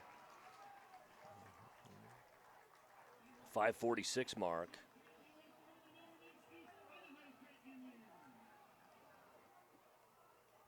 And I think Beck has deserved a touchdown in this ball game. He has. He's done a lot of legwork for this team. That is for sure. We'll see if the extra kick can be up and good. Good snap. Kick up. Almost got blocked, but it is good. So at the 5:46 mark of quarter number 3, Your score now 20-7. And again, Madison, I think they found a few things out about themselves during that drive. We're going to use this opportunity to thank some of our local sponsors. Kelly Canyon wants to wish all the Eastern Idaho teams playing in the Rumble today the best of luck. Winter is right around the corner, so no matter your ski level, there's a place for you at Kelly Canyon, and soon. Doug and the folks at Kelly Canyon, they also want to give a special shout out to all the youth in the Upper Valley Grid Kid organization. Many of those kids will be playing these games in just a few years, so thank you to all those involved in Upper Valley Grid Kid. Have a great season. Taylor Chevrolet is a proud supporter of Madison Athletics. Taylor Chevrolet has been serving the Upper Valley for over 90 years with excellent service and a stellar sales team. Taylor Chevrolet is the home of oil changes for life. That's right, buy any new or used vehicle and never worry about your oil again. Taylor Chevrolet is your Southeast Idaho auto dealer with a wide selection of Chevrolet and Cadillac models. Come in today and get the vehicle you want with oil changes for life. Stop by their Rexburg location or visit them online at TaylorChev.com. That's TaylorChev.com. Ask for my good buddy Blake Harris, and he will take care of you.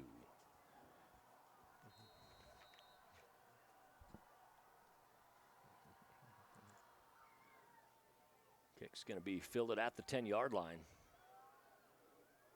Coming out on a nice return, it's number 7, Will Wright.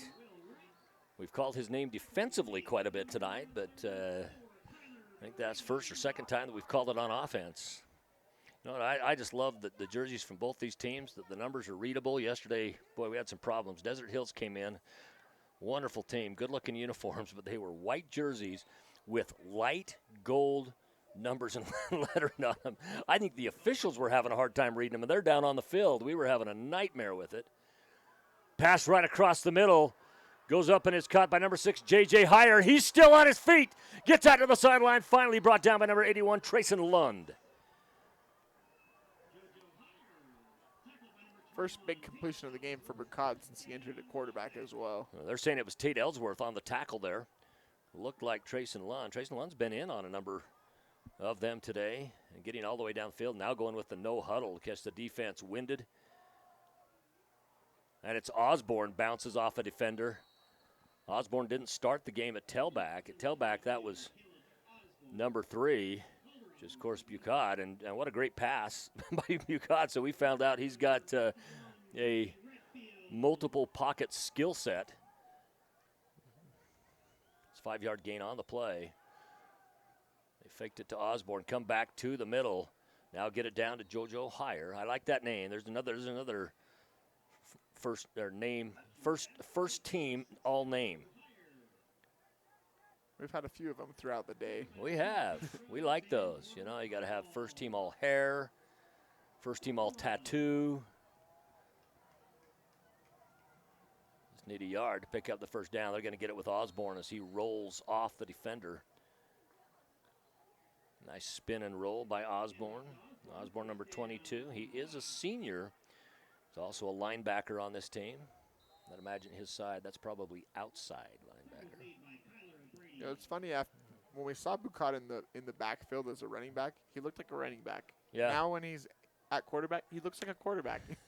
This man is a football player. He is. He is a Taysom Hill. yeah, he very, very, very much is. And they give it to Osborne again. And, boy, Wasatch not afraid to really, ride their horses into the sunset as they're going to give it to him and let him take it. Goes down to the 12-yard line. Brings up a 2nd and 5. Long 5, short 6. Or long 4, short 5. Osborne again.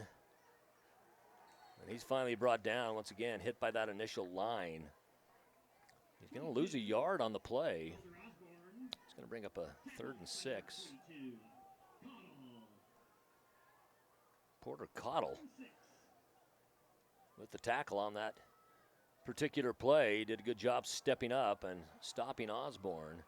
They are going to have some single coverage. It will be left side primarily with the receiver, but cut going across the middle. Fakes us all out. Goes down number 85, Hutch Solomon. Solomon with the first touchdown of the ball game for Wasatch. Dang near got another one right now. 1st and goal from the 2-yard line. It's back to Picard. He gives it to Solomon. And boy, they sniffed that out and read that as good as it could be read, defensively anyway. Porter Cottle stepped up this possession and had a couple good tackles.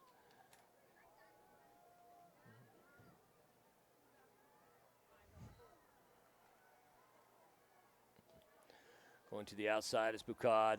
He gets it out nicely to his receiver, number 12, Colton Bassett.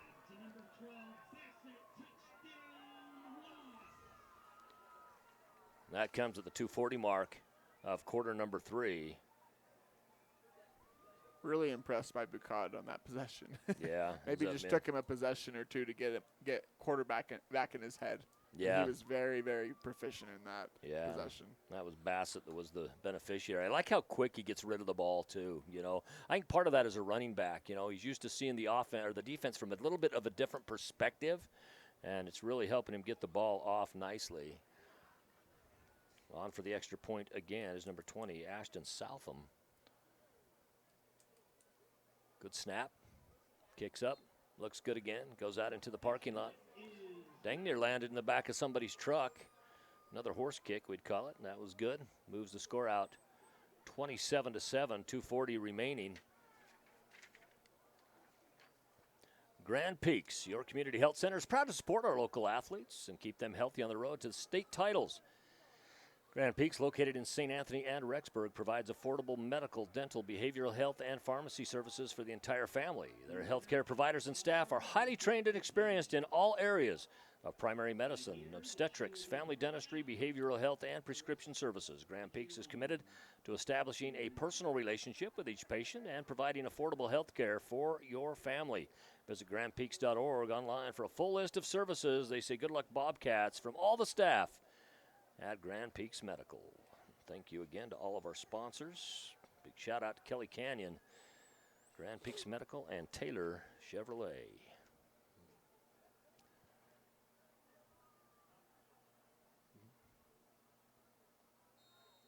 And in order for Madison to come back in this ball game, one thing they can't do is trade touchdowns with Wasatch. 7 for 7 at this point does not help Madison out. Ball goes through the end zone again. Ball by rule will come out to the 20-yard line. Log on to IdahoSports.com anytime. And check on your school, see what they're doing, what their schedule is. We got schedule, scores, all the fun things going on around the state. Podcasts, you're going to want to catch the podcast. Those are awfully fun. All the podcasts for the different regions of the state, headed by Brandon Bainey, and he'll have one of the experts in that local area to help break down the upcoming matchups in all the different sports. Of course, volleyball going on right now, cross country going on right now, soccer going on right now, as well as football. Out across the 20-yard line to the 22 goes Wasatch. Or pardon me, goes Madison. On that play, all of the linemen are on the outside, but because a defender ended up cutting up just fast enough, the receiver had to go inside, and it kind of nullifies the screen. Yeah. Screens have to go perfect That's in order right. for it to go well. Well, and it stops the momentum of the runner, or of the intended target. Pass is complete. That goes out to number 14, Javen Ball. I've called his name quite a few times tonight. He is a senior for Madison, so this is his final rodeo season. Ball goes out to the 26-yard line, brings up 3rd and 4. This is a manageable 3rd down for Madison. And don't forget the legs of Hazen Torgerson. He can get out and move. He goes to the right side, and he does just that. He tucks it in. He picks up the 1st down. He's on his feet out across the 40 near the 45-yard line. The near side judge has it on the 45. And that's where they're going to place it. The other side had him on the 44. I thought that looked a little more right. The 44 will go with the 45 as well. Irrelevant. Both of them are 1st downs as Torgerson brings in the play.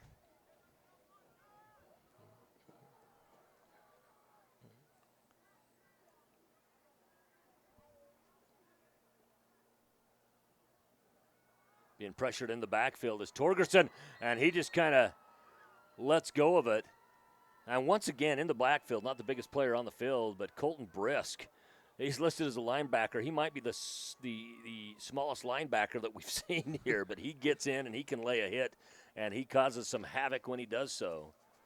Sometimes size at linebacker in high school football doesn't always mean as much because if you can get in the backfield and you're tough, it makes a big difference. Well, the main thing about high school is it's where a player's effective, irregardless of size. For sure. Being pursued in the backfield again. It's Torgerson. He gets out. He's able to get a little bit of yardage on this. Might have picked up 2 yards, it looks like. It's going to bring up a 3rd and 8.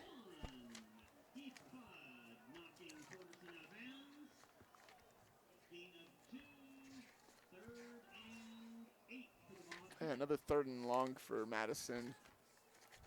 As you stated before, we've seen Torgerson use his legs here. Not sure in this situation we'll see the legs, but even if it can set up a more manageable 4th down opportunity past the midfield. Well, that's what you got to look for at this point, is to have something manageable that you can go with. And for Madison, they need to get down and need to get the ball in the end zone. Right there was a great pass across the middle. It was bobbled but caught. What a great catch by Javen Ball. It kind of bounced off of his hands, and when he went down onto his back, it kind of just fell in his chest. Javen Bell had a drop earlier in the game. This is one of those catches that's going to give you confidence going forward. Yep, it certainly is. And they'll take it as it's 1st and 10 from the 41-yard line in Wasatch territory.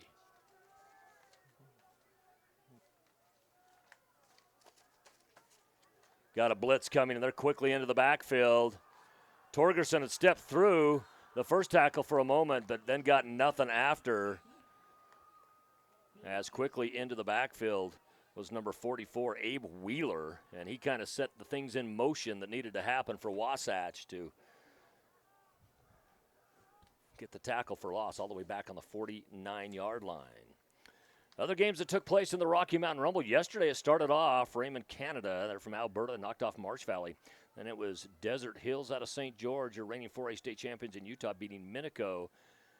Skyline of Idaho Falls knocked off Layton as we get another loss of yards in the backfield. And again, we're seeing a replay of some of the same things that have already happened to Madison. Then our nightcap last night, it started late, an hour and 15 minutes late because of lightning delays.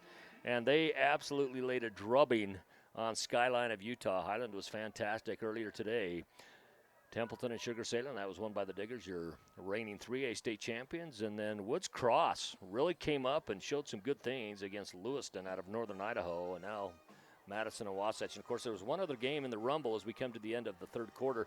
One more game in the Rumble, and that game was played at Rigby High School, where Lehigh came up and really laid it down to Rigby.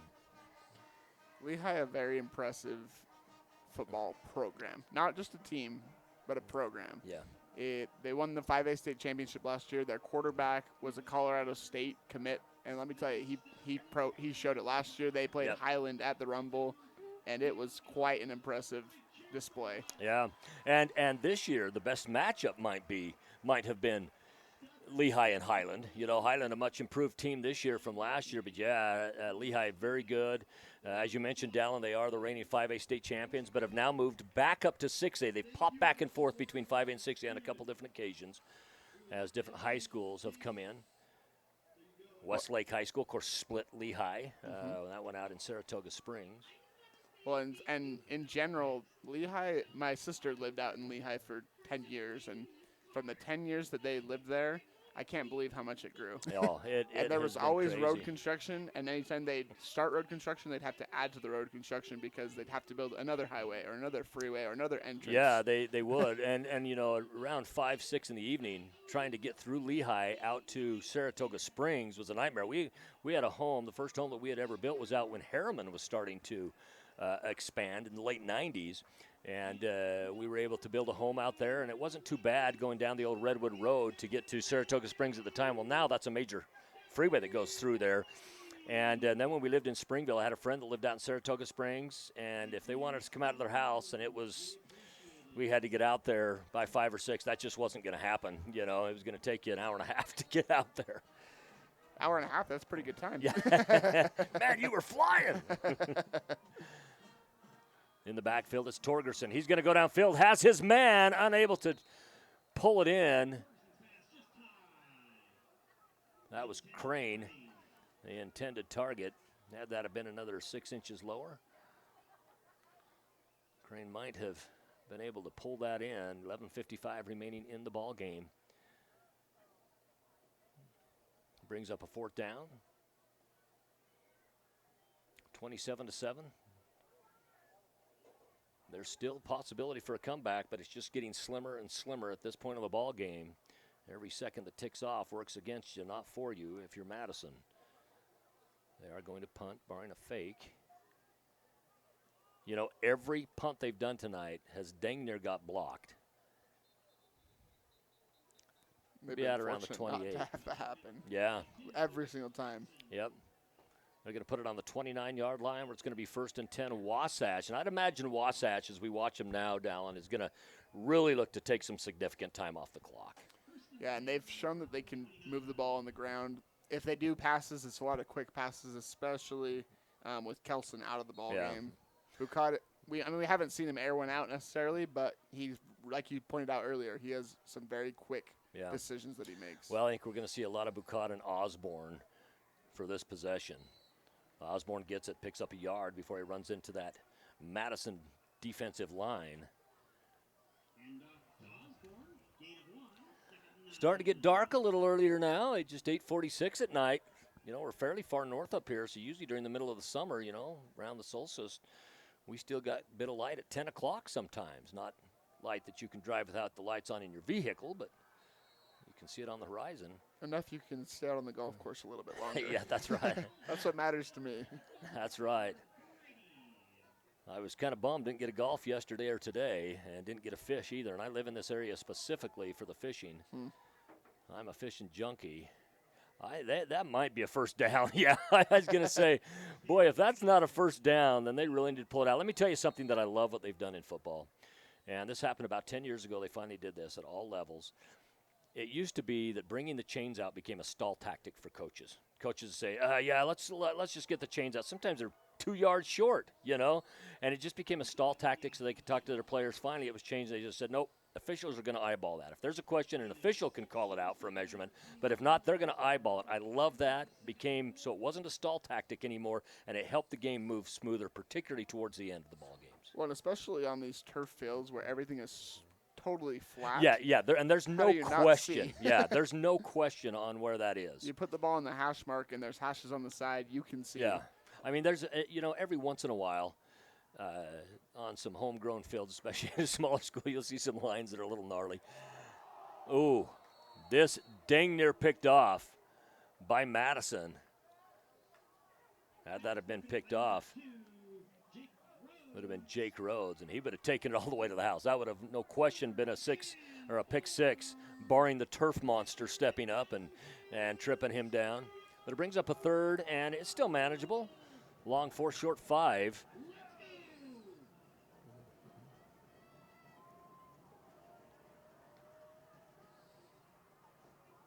Pretty good turnout tonight. Yeah. For the Madison faithful. Trying to draw the defense off is Wasatch. It's Bucad. Osborne in the backfield. He fakes it to him, as his couple route receivers out. But, that time, it was great by Madison. That time, Madison forced Bucad to let go of the pass a little earlier than he wanted to. Brings up a 4th down, and what we would assume is a punt back deep to receive is going to be Barkley Beck. And again, so many positives in this game for Madison. Yeah. The scoreboard just doesn't reflect the good parts of the game that they've had. Yeah, this isn't one of those games that you look at from a fan perspective and say, you know what, that was a terrible ball game. No, they struggled to punch it in. They struggled to finish what they started. But you know what?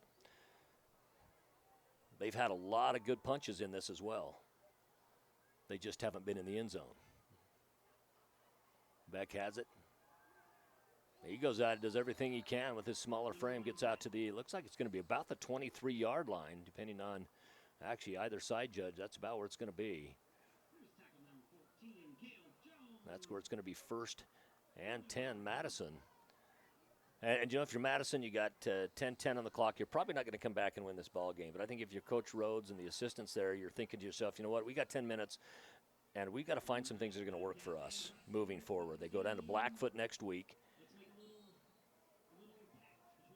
You got to be able to find some things that are going to work for you, because really they struggled against Owyhee to find their offense as well.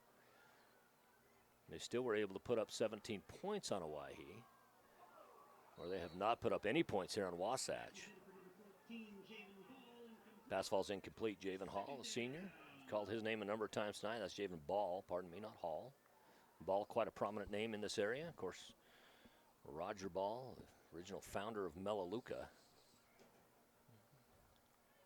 Now Melaleuca owned by Frank Vandersloot, one of the bigger companies in Idaho.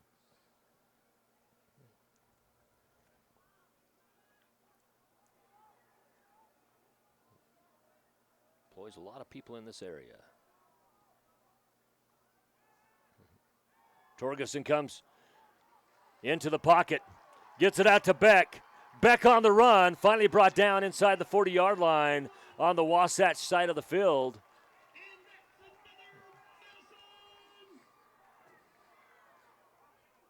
You know, Beck has been a shining light for the Bobcats tonight. Torgerson loves to look for him, and anytime he's open, by golly, he's getting him the ball.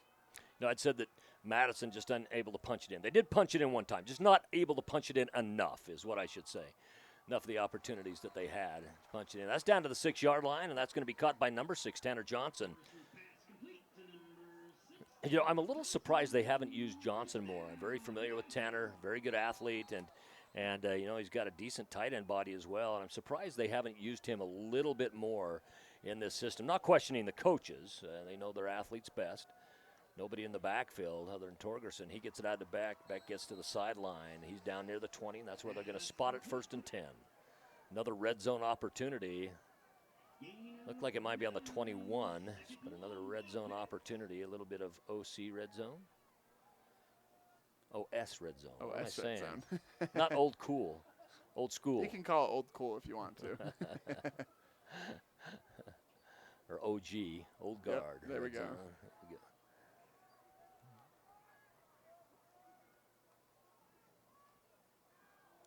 It's going to be Torgerson in the backfield. Has a wide open receiver. He catches it. I think this is going to be number 5, Trevin Lords.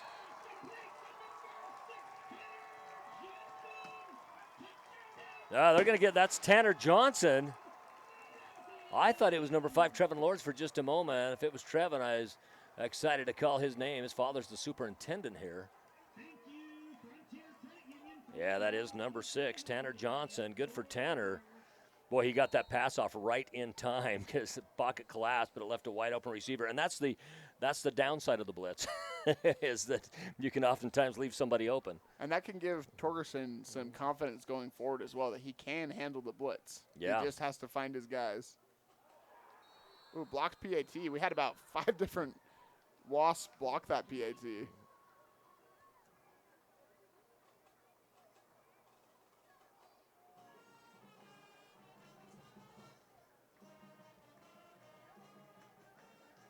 So that was number 6, Tanner Johnson. And then the blocked extra kick. Madison High School, what a beautiful facility. They step up and they host this Rocky Mountain Rumble. For years, this was actually held down in Holt Arena, formerly known as the Mini Dome at Idaho State University. And then around the time of COVID, they weren't letting people in there and stuff. Madison picked this up, and it's got to hurt Idaho State just a little bit, because these were big revenue creators and generators for them. And now Madison High School is the benefactor of that. Beautiful facility. They do a great job. I was talking to Templeton, one of their coaches today, and I says, so how does this facility stack up to what you see out there in California? And he says, oh, we never see a facility this nice. He says, even you go into the big cities, you'll find some that are close to this big, but rarely, even with the big schools, are you going to find one this big. And he says, you just don't see anything this nice out there. And he says there's some good stadiums, but not this type of a good stadium. Right. Well, what a cool opportunity for some of the schools to come in and play at a facility like this. Very much so. You know, Templeton, who came here, they were an agriculture town. They're just north of, they're in San Luis Obispo, where Cal Poly is. It's in the Big Sky. And the coach was saying that football is most of these kids' first sport, but for about half of them, their next sport is rodeo. You know, they raise a lot of beef cattle in that area, and so it's kind of fun to see two communities between them and Sugar-Salem that are agricultural communities. Of course, you know, for Sugar, yeah, there are some livestock ranchers, but primarily crop ranchers, or crop farmers, I guess you'd say. Well, and I believe, if I understand right, they've been fundraising for this for a little over a year to be able to come. Yeah, they had. So what happened was their former principal was the former athletic director at Minico. And Minico, of course, comes down here pretty much every year. He is not their principal out there anymore at Templeton. He actually has gone to another school now, but the guy that worked right under him is now their athletic director. And but it was him that had set it up, and they've been fundraising. It was a lot of fun. Parents came out, kids came out. They were loud. I wouldn't say they had a huge contingency, but you could definitely hear them as well. And they just had a lot of fun. Very cordial fans, and fun opportunity for the kids. I believe they stayed down in Fort Hall last night. Pass downfield, Bucad. Unable to get it in the hands of his receiver, number 87, Cash Coombs. They'll bring up 2nd and 10. First time we've seen Bucad unleash one. Well, unleash one that deep. He did have the really good pass over the middle, and then the one touchdown reception. But as far as unleashing one deep, yeah. Got some arm strength back there. I wonder if he or Kelson was the quarterback growing up on their respective team. Maybe they both were. Maybe they're different ages. We don't actually have, or I guess we do have junior, senior. So Bucad must have been, maybe he was the quarterback for his grade all growing up, and then when Kelson came in. Very well could have been. Osborne with the carry here, picks up about 6 yards on the play, brings up a 3rd and 4. Well, yeah, we can say that Bucad is a very worthy backup, no question about it, at the very least. You know, and oftentimes when kids are going up to Little League football from about 4th grade where they start wearing pads and stuff, usually your best athlete is going to be your quarterback anyway. Because from that position you can run. That pass is knocked down. Dang, they're picked off. Madison, I'll tell you what, they'd like this ball back. You know, they're 2 touchdowns away. One of those touchdowns would require, well, it wouldn't even require a 2-point conversion, but you know, you never know. You get this ball back here, you score a touchdown and get an onside kick, something like that. You put yourself right in the heart of being able to come back and win a ball game. And Wasatch had 2 pass plays in that section where they have been so prolific on the ground throughout this game, and 2 pass plays, quick 3 and out, only about a minute and 10 seconds go off the clock during that possession. That's right. This is going to be a timeout, I believe, for Wasatch. Nope, it's not. It looked like they were going to call a timeout, and now they are. They're going to call the timeout. It is Wasatch. It is their first charge timeout of halftime. We're going to take this break as well. 27-13, Madison starting to work their way back into the Rocky Mountain Rumble finale. Yeah, I know a little something about myths. Like the myth that speeding isn't dangerous. Oh, and that myth you can tailgate at a safe distance. Or that you could safely weave in and out of traffic. Don't be fooled by myths. You'll get yourself into a hairy situation. Stay focused on the road. Be a legend like me. Have you heard the one about Charlie over at Pay Lake?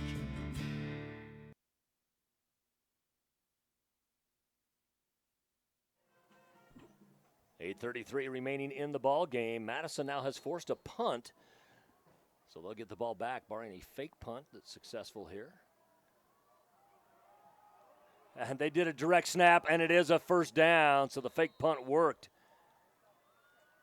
Now that is, in fact, barring any kind of penalty. And that was actually number 2 that ran that. That was Colton Brisk with the fake. Boy, you got to know that was a possibility if you're Madison. Well, and I saw some members of the coaching staff look visibly upset, and I wonder if that was something they talked about in the timeout. Very well could have been.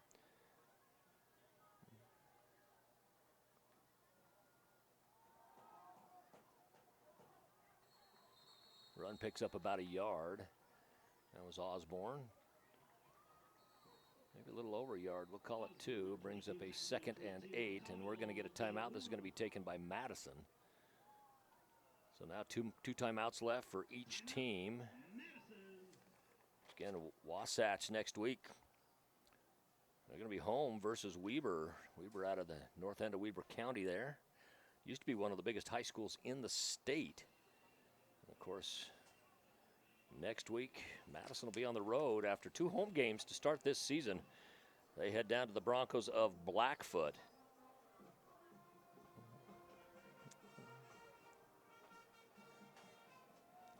Before you know it, we'll be into playoffs, and then basketball season will be right around the corner. But right now, plenty of sports going on in Southeast Idaho, all of it covered by IdahoSports.com. Somewhere on their board, not always live, but lots of football, lots of volleyball, lots of cross country, lots of soccer. Go on and check out how your team is doing. Of course, for cross country, you'll have to check out athletic.net, but IdahoSports.com has the link that takes you into it. One thing I love about the school year starting is just athletics going again. I feel like I don't realize how much I miss it every year until the fall sports start up. Yeah, fall is such a special time of year. Just a feeling in the air. Beautiful weather. One thing about Idaho, we might have some rough winters, but our summers and falls are unreal good. And a loss of 1 yard on the play as Osborne gets back to the original line of scrimmage. This is going to bring up a 3rd and 10.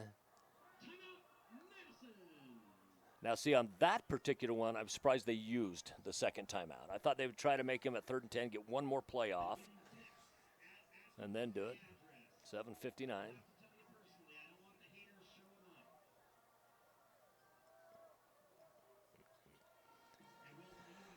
Madison High School. Madison is a 5A school in the state of Idaho. They've popped back and forth a couple different times to 4A as well. In fact, their last state championship in basketball came in the 4A division as they knocked off Skyview up out of the Nampa area. And that's when they had Dranginis, who went on to play for Gonzaga University out of Skyview. Had a good career for the Zags. At Madison now back at the 5A. In fact, at that time you had Madison that was 5A, Madison was 4A. Shelley was in that same 4A conference. Shelley a couple years later dropped down to 3A. Madison went up to 5A.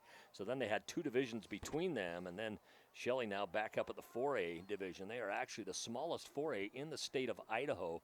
Now that Templeton High School that was out from California, if they were in Idaho, they would be 4A, and they're about the same student body size roughly as Shelley. So they'd be a smaller 4A. Pass goes down, good enough for a first down. It looked like a potential face mask. Apparently not, though, or the officials would have certainly saw that where it was. It's going to be a 1st and 10, ball down on the 45-yard line. If we were in Canada, we'd call it the 55-yard line. But we're not, even though we had a Canadian team in this, so the 45 it is, 1st and 10, Wasatch. Only 1 timeout left for Madison, 2 for the Wasps.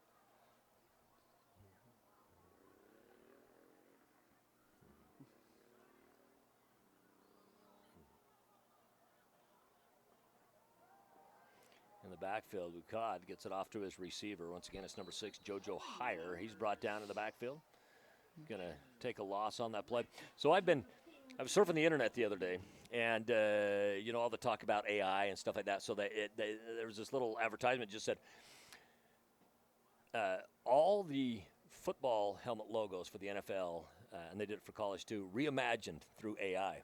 And they had these AI created logos for the different teams. It was really, really cool if you get a chance to see those. I've seen a few different iterations of like celebrities if they were in this TV show or yeah. whatever it might be. And it's pretty impressive.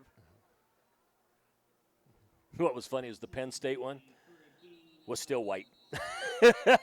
Naturally. It was still just white.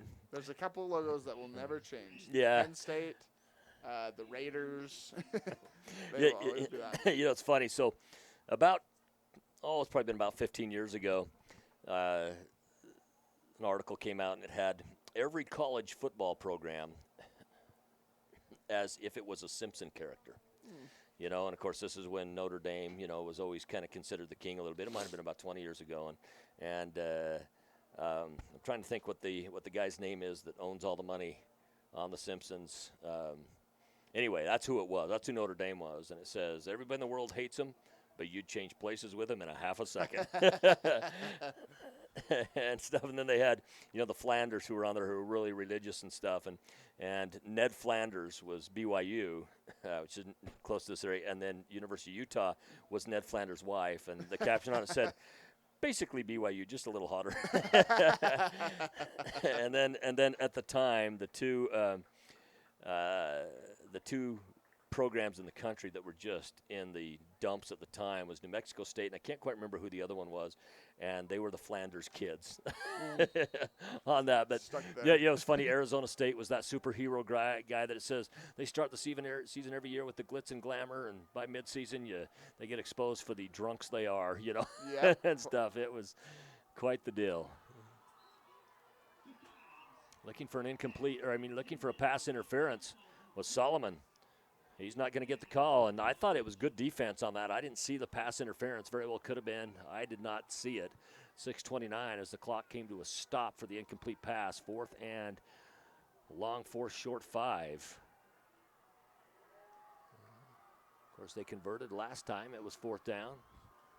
Faithful from Madison, hoping they can get a stop here, and what they're trying to do is draw Madison off. Going to be a keeper for Bucad, and he's going to do what he does, which is pick up a first down. Gets down inside the 30-yard line all the way down to the 26. And I think we're just going to see more of the same from them. Going to continue to run the clock off and make it very, very difficult for Madison to pull off a hometown miracle here. Beautiful field house here at Madison High School. Got a half football field in there. It's their indoor practice facility, plus tennis courts that you can go in and use. This is more than just a football stadium. Oh, yeah. It is a complex. It's a complex, yep, for sure. You got it right there. Carried by Osborne. He gets down inside the 20-yard line. He's going to pick up 7 yards on the play. He's going to bring up 2nd and 3 for the Wasps. And for Wasatch, who comes into this game 0-2, having put some points on the board, but not being able to pick up the victory yet. 41-24 against Park City, and Skyview High School dropped 56 on them, and I think they're going to feel pretty good after this, saying, hey, listen, if we can hold this team to 13 points, our defense got a little bit better this week. Our offense was solid. The kicking game was good as well. Otherwise, it's just 21 right now without those 2 field goals, and it's a single touchdown game. Touchdown and a 2-point conversion anyway. Yeah, definitely a lot of positives for Wasatch. The second half has been a little bit more sloppy, but nothing to hang your head about by any means. No. And a lot of it comes with you were ahead 20-0. Yeah, well, and Kelson's out of the ball game. And, even though, Bucad has been a fantastic backup, there is something about the flow of your system when the guy that you're used to barking the calls out there and stuff is off of the field. It'll be interesting to find out what happened to him. As Osborne has it again, he's going to pick up the first down as he gets down to the 15-yard line, 1st and 10 from the 15. They can still pick up a first down on the 5-yard line before having to score.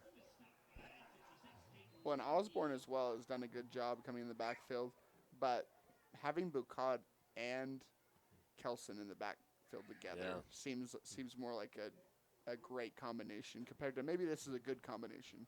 It still works really well. It does. But it wasn't quite elite like it was in the first half with That's right. the combination of Kelson and Bucad. If this was a situation where the Wasps are really trying to put some additional points up on the board, you got a matchup out on the far right. You throw up a jump ball, and I like Cash Coombs in that matchup. We saw that in the game with Raymond yesterday. They had a 6'7" receiver against a 5'6" defender. They just throw it up, jump ball, and that's just going to go to the big kid every time, so long as he can at least catch basically. We're going to get a timeout.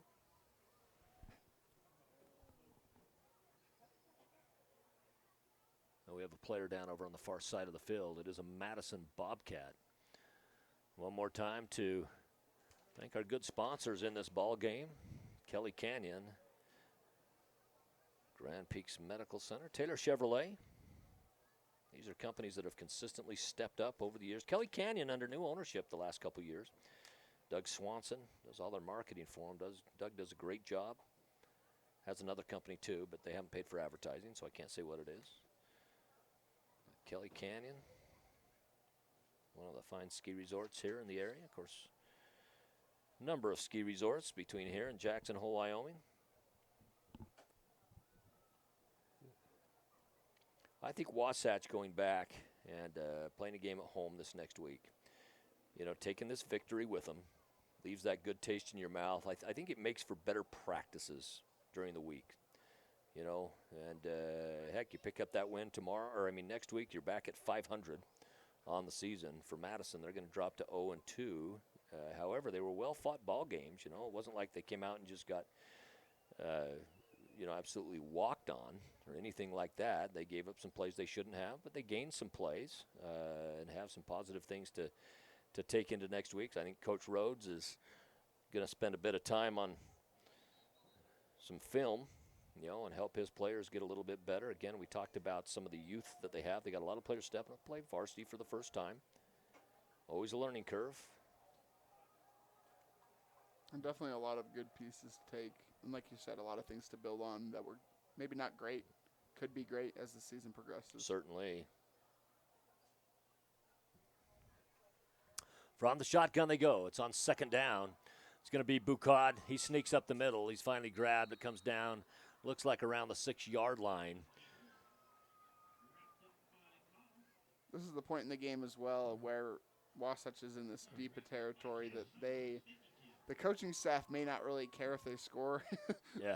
and you know the players are going to say they don't really care if they score, but if Bucad gets a chance to go in the end zone, you better believe he's going to go in the end zone. Sure. Well, and it's the same when you put your backup players in. How do you put a player in and tell them not to play hard when you're up? You know, it's not running the score up. It's letting guys be the best that they can be when they're out there on the field.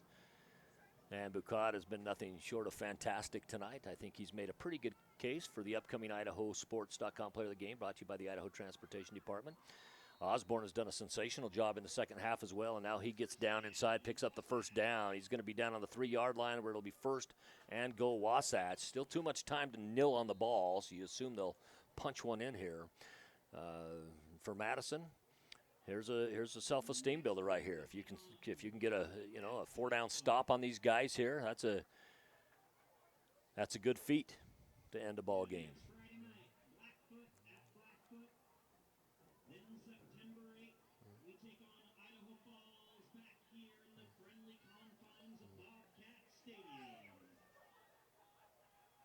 .247. Clock continues to run. Bucad alone now in the backfield. He's got a lot of receivers. He sneaks up into the middle, and he's going to get brought down. No, he breaks off the defenders. 3 of them had him.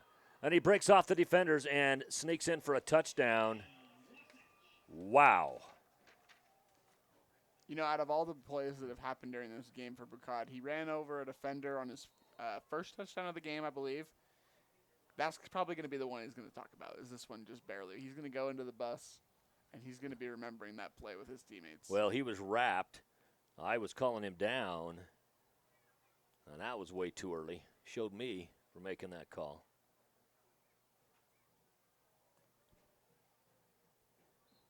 Kick is up, just like the other ones. It's good. Moves us out 34-13, and this game now, I'm officially going to say, is academic.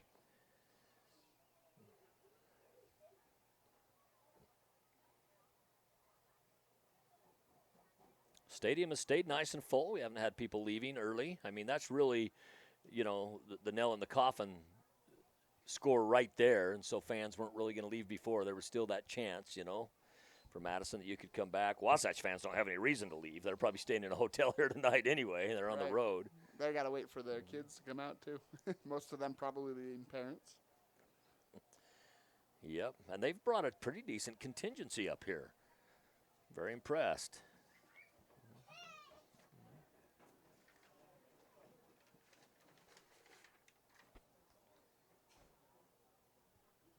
This might be one of the cases of Fisher Brown just seeing how far he can possibly kick this football.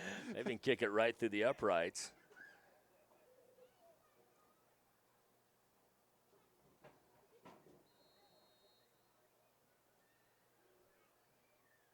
And we'll see what happens here.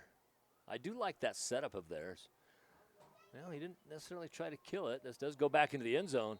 It still goes into the end zone, but was his shortest kick of the evening. He's going to walk off all upset about that, I'm sure. I'm sure he's going to do it. Yeah, that's right. So Madison takes over after another score by the Wasps of Wasatch.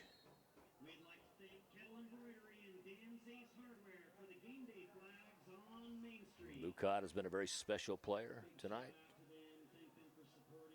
That was his second touchdown on the evening. Picked off. And just like that, they get an interception. It is pretty close to the stage now where they're about 1 minute out from starting to nil on it. I don't anticipate they're necessarily going to try to score here. But you never know. 34-13 is the score.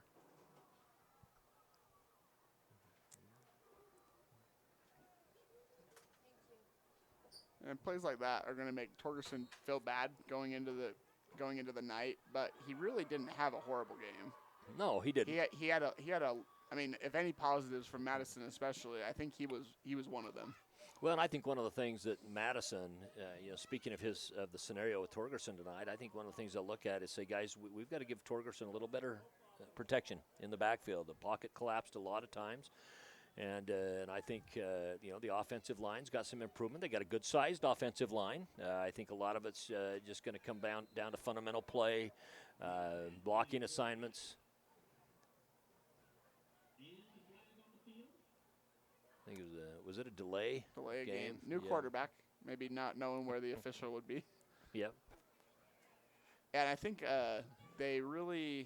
Torgerson, when he had time, like you pointed out, when he had time, he was a great quarterback tonight. Yeah. And he was able to make a lot of plays, even if he was scrambling. Yeah. He was still making plays. For him, a lot of the plays just broke down, and he had to scramble out of it.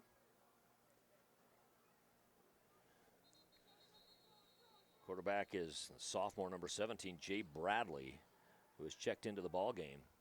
Nice to get your sophomore some time. Still out there on the field for some of that veteran support. You got Osborne out there. And, of course, Osborne, we never called his name in the first half, didn't play, at least didn't get the ball to run in the first half. But, with their quarterback out, that being Kelson, switching Bucat over to quarterback. And as time moves on, you've got to hope that Kelson comes back because – that does hurt a little bit not having Bucat at running back because certainly he's probably not going to be racking up 256 yards as a quarterback.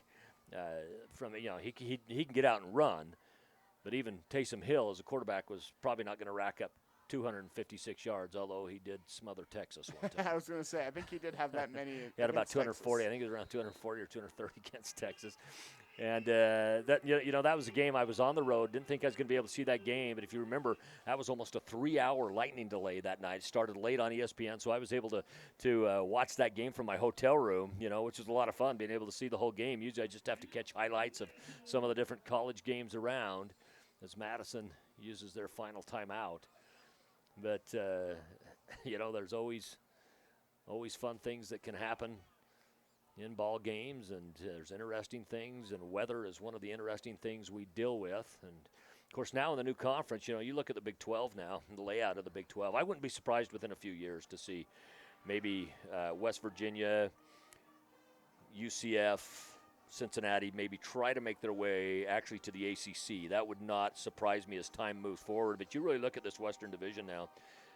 If you break up in divisions in the Big 12, and you got the natural rivalry back of Utah and BYU, you've got Colorado back in the mix on there. You've got Arizona State in that mix, and you put some of the Western Texas schools. So you either go Baylor and Texas Tech, or maybe even Oklahoma State, especially since Oklahoma's leaving, because you figure the rivalry game at the end of the season now. For them will not be Oklahoma anymore. That'll be played earlier in the season. It'll probably be Colorado, because Colorado doesn't have their natural rival there, with Colorado State not being in the conference. And so I think that those are some, different scenarios you can look at. And, of course, with, BYU and Arizona State, that brings back former WAC teams from years and years ago before The Pac-8 expanded with Arizona State and became the Pac-12. It's really, became the Pac-10 at the time. Pardon me, and then the Pac-12. It's just really crazy how different things can change in just a couple of years. And like I saw a graphic the other day from the Big Sky Conference of their original schools, and 4 of them I never even knew were in the Big Sky. and when I looked at it that way, I was like, okay. Well, the landscape is changing. NIL, the NIL has changed things, the transfer portal, and I think they're going to have to grab hold of those before it gets out of control. They're starting to do some good things with the transfer portal, making it a little bit tougher, making it now so you can only do it once, because it was guys transfer to transfer to transfer to transfer. Now they can't do that. They essentially have one time before they're going to have to sit out a full season if they do it again. This kick is up, and it looks just short for Wasatch with 24 seconds left. Don't know if Madison will just come out and kind of end the game kneeling on it, or if they're going to try for the end zone. That was a 51-yard field goal attempt. Yeah, it was. I saw them on that one. But, yeah, they're definitely going to have to take hold of what's going on with the NIL, because it just what it does, it just the rich get richer, the poor get poorer with what's going on with the NIL. Right now, it's essentially becoming like a pro sport, and what you're going to have is you're going to have agents, and you're going to have players that now start controlling the colleges rather than just being a part of the college. And the one of the things that was nice about colleges were the coaches were still head of the program. Where you go to the NFL, those coaches are almost just a regular token figure. Same with the NBA. Beck. With the pass from Torgerson, gets out of bounds, out near the 30-yard line, just short of it. Looks like it'll be around the 29. But, yeah, there's some challenges coming right now with the NIL. And, we hate to see college football lose a lot of the luster that it's had over the years. Such an exciting place. And there's not many things more exciting than college football. No, there's not.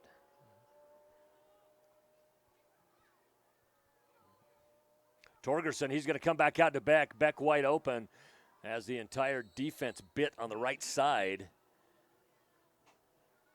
That's Madison's right side. 13 seconds. Get a little move downfield.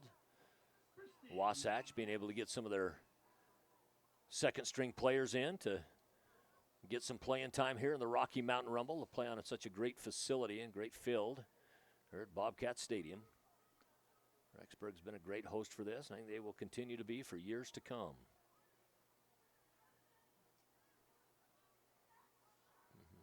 Rolling out is Torgerson. Has a receiver again. This time it's down to number 14, Javen Bell. We've called his name a number of times. We'll have at least one more play, depending on how quickly they can get it to the sideline, maybe 2. If they can get another quick one to the sideline, maybe have a second or 2 left on the clock, they might be able to throw one to the end zone and try for a final score.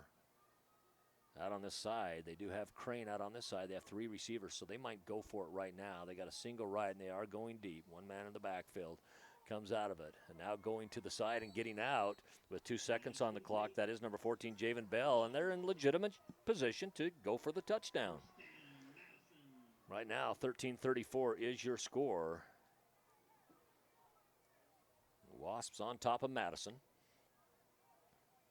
This is the final game of the Rocky Mountain Rumble. We've had some really, really good games here in the Rumble. It's been a lot of fun for the last couple days.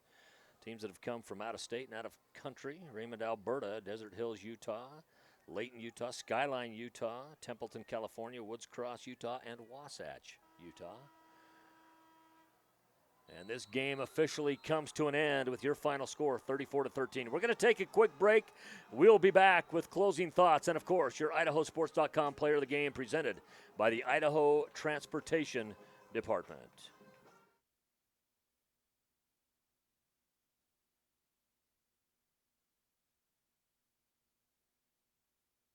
Make the memories of this game last a lifetime. By downloading the digital game file of this contest, you can have your own personal copy of this game forever. These make great gifts for the student athletes involved. Just click the Order Now button for more details. Yeah, I know a little something about myths. Like the myth that speeding isn't dangerous. Oh, and that myth you can tailgate at a safe distance. Or that you could safely weave in and out of traffic. Don't be fooled by myths. You'll get yourself into a hairy situation. Stay focused on the road. Be a legend like me. Have you heard the one about Charlie over at Pay Lake? Welcome to What If Idaho, the home of 1,000 paths for those that embrace possibility. There's no better place to be if you're looking for that next career, or just exploring. Life is a wide open door, no matter your age. Here at Next Steps Idaho, you can research careers and training options that work for you, and start a dashboard to keep your plans moving forward, so you can route your path from what if to what is at nextsteps.idaho.gov. Our army of IdahoSports.com action photographers are covering games all over the state. And now we've revamped our galleries to make it even easier to find and order your favorite action shots. Just go to IdahoSports.com and click the Action Photos link in the menu. Hello? I was in an accident. You okay? Yeah, I'm fine. I had my seatbelt on.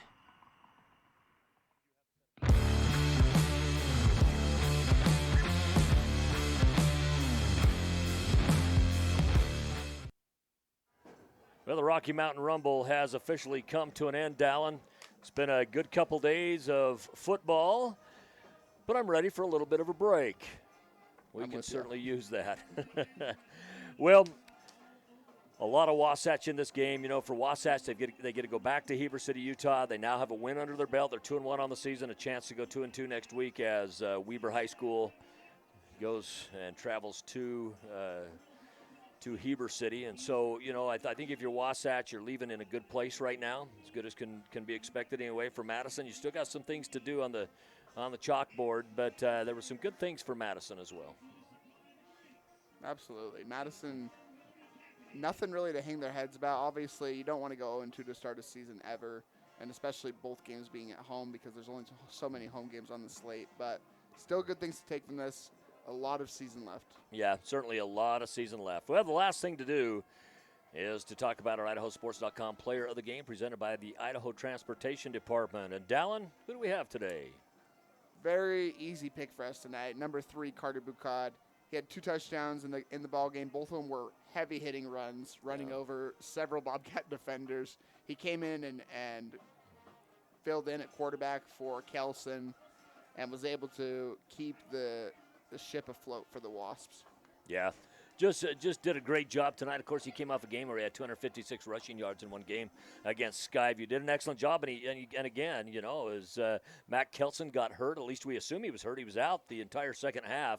And and the last possession of the first half, you know, Bucad came in, did an excellent job, was certainly a worthy backup. Osborne came off the bench, did a great job in replacement as well. This has been an IdahoSports.com GameStreams production of the East Idaho Game Night, presented by the Teton Auto Group and Ermac. Additional coverage on IdahoSports.com is presented by Project Filter, the Idaho Department of Health and Welfare, Valleywide Cooperative, Next Steps Idaho, your local Toyota dealers, and the Idaho Transportation Department. Broadcast also made possible by our local sponsors tonight, Kelly Canyon, Grand Peaks Medical, as well as Taylor Chevrolet. Special thanks to Athletic Director Shane Proctor and everyone here behind the scenes at Madison High School for their hospitality and helping get this game broadcast to you, the viewer. Congratulations again to our IdahoSports.com player of the game, Carter Bucad. Thanks again for joining us as the Wasatch Wasps defeat the home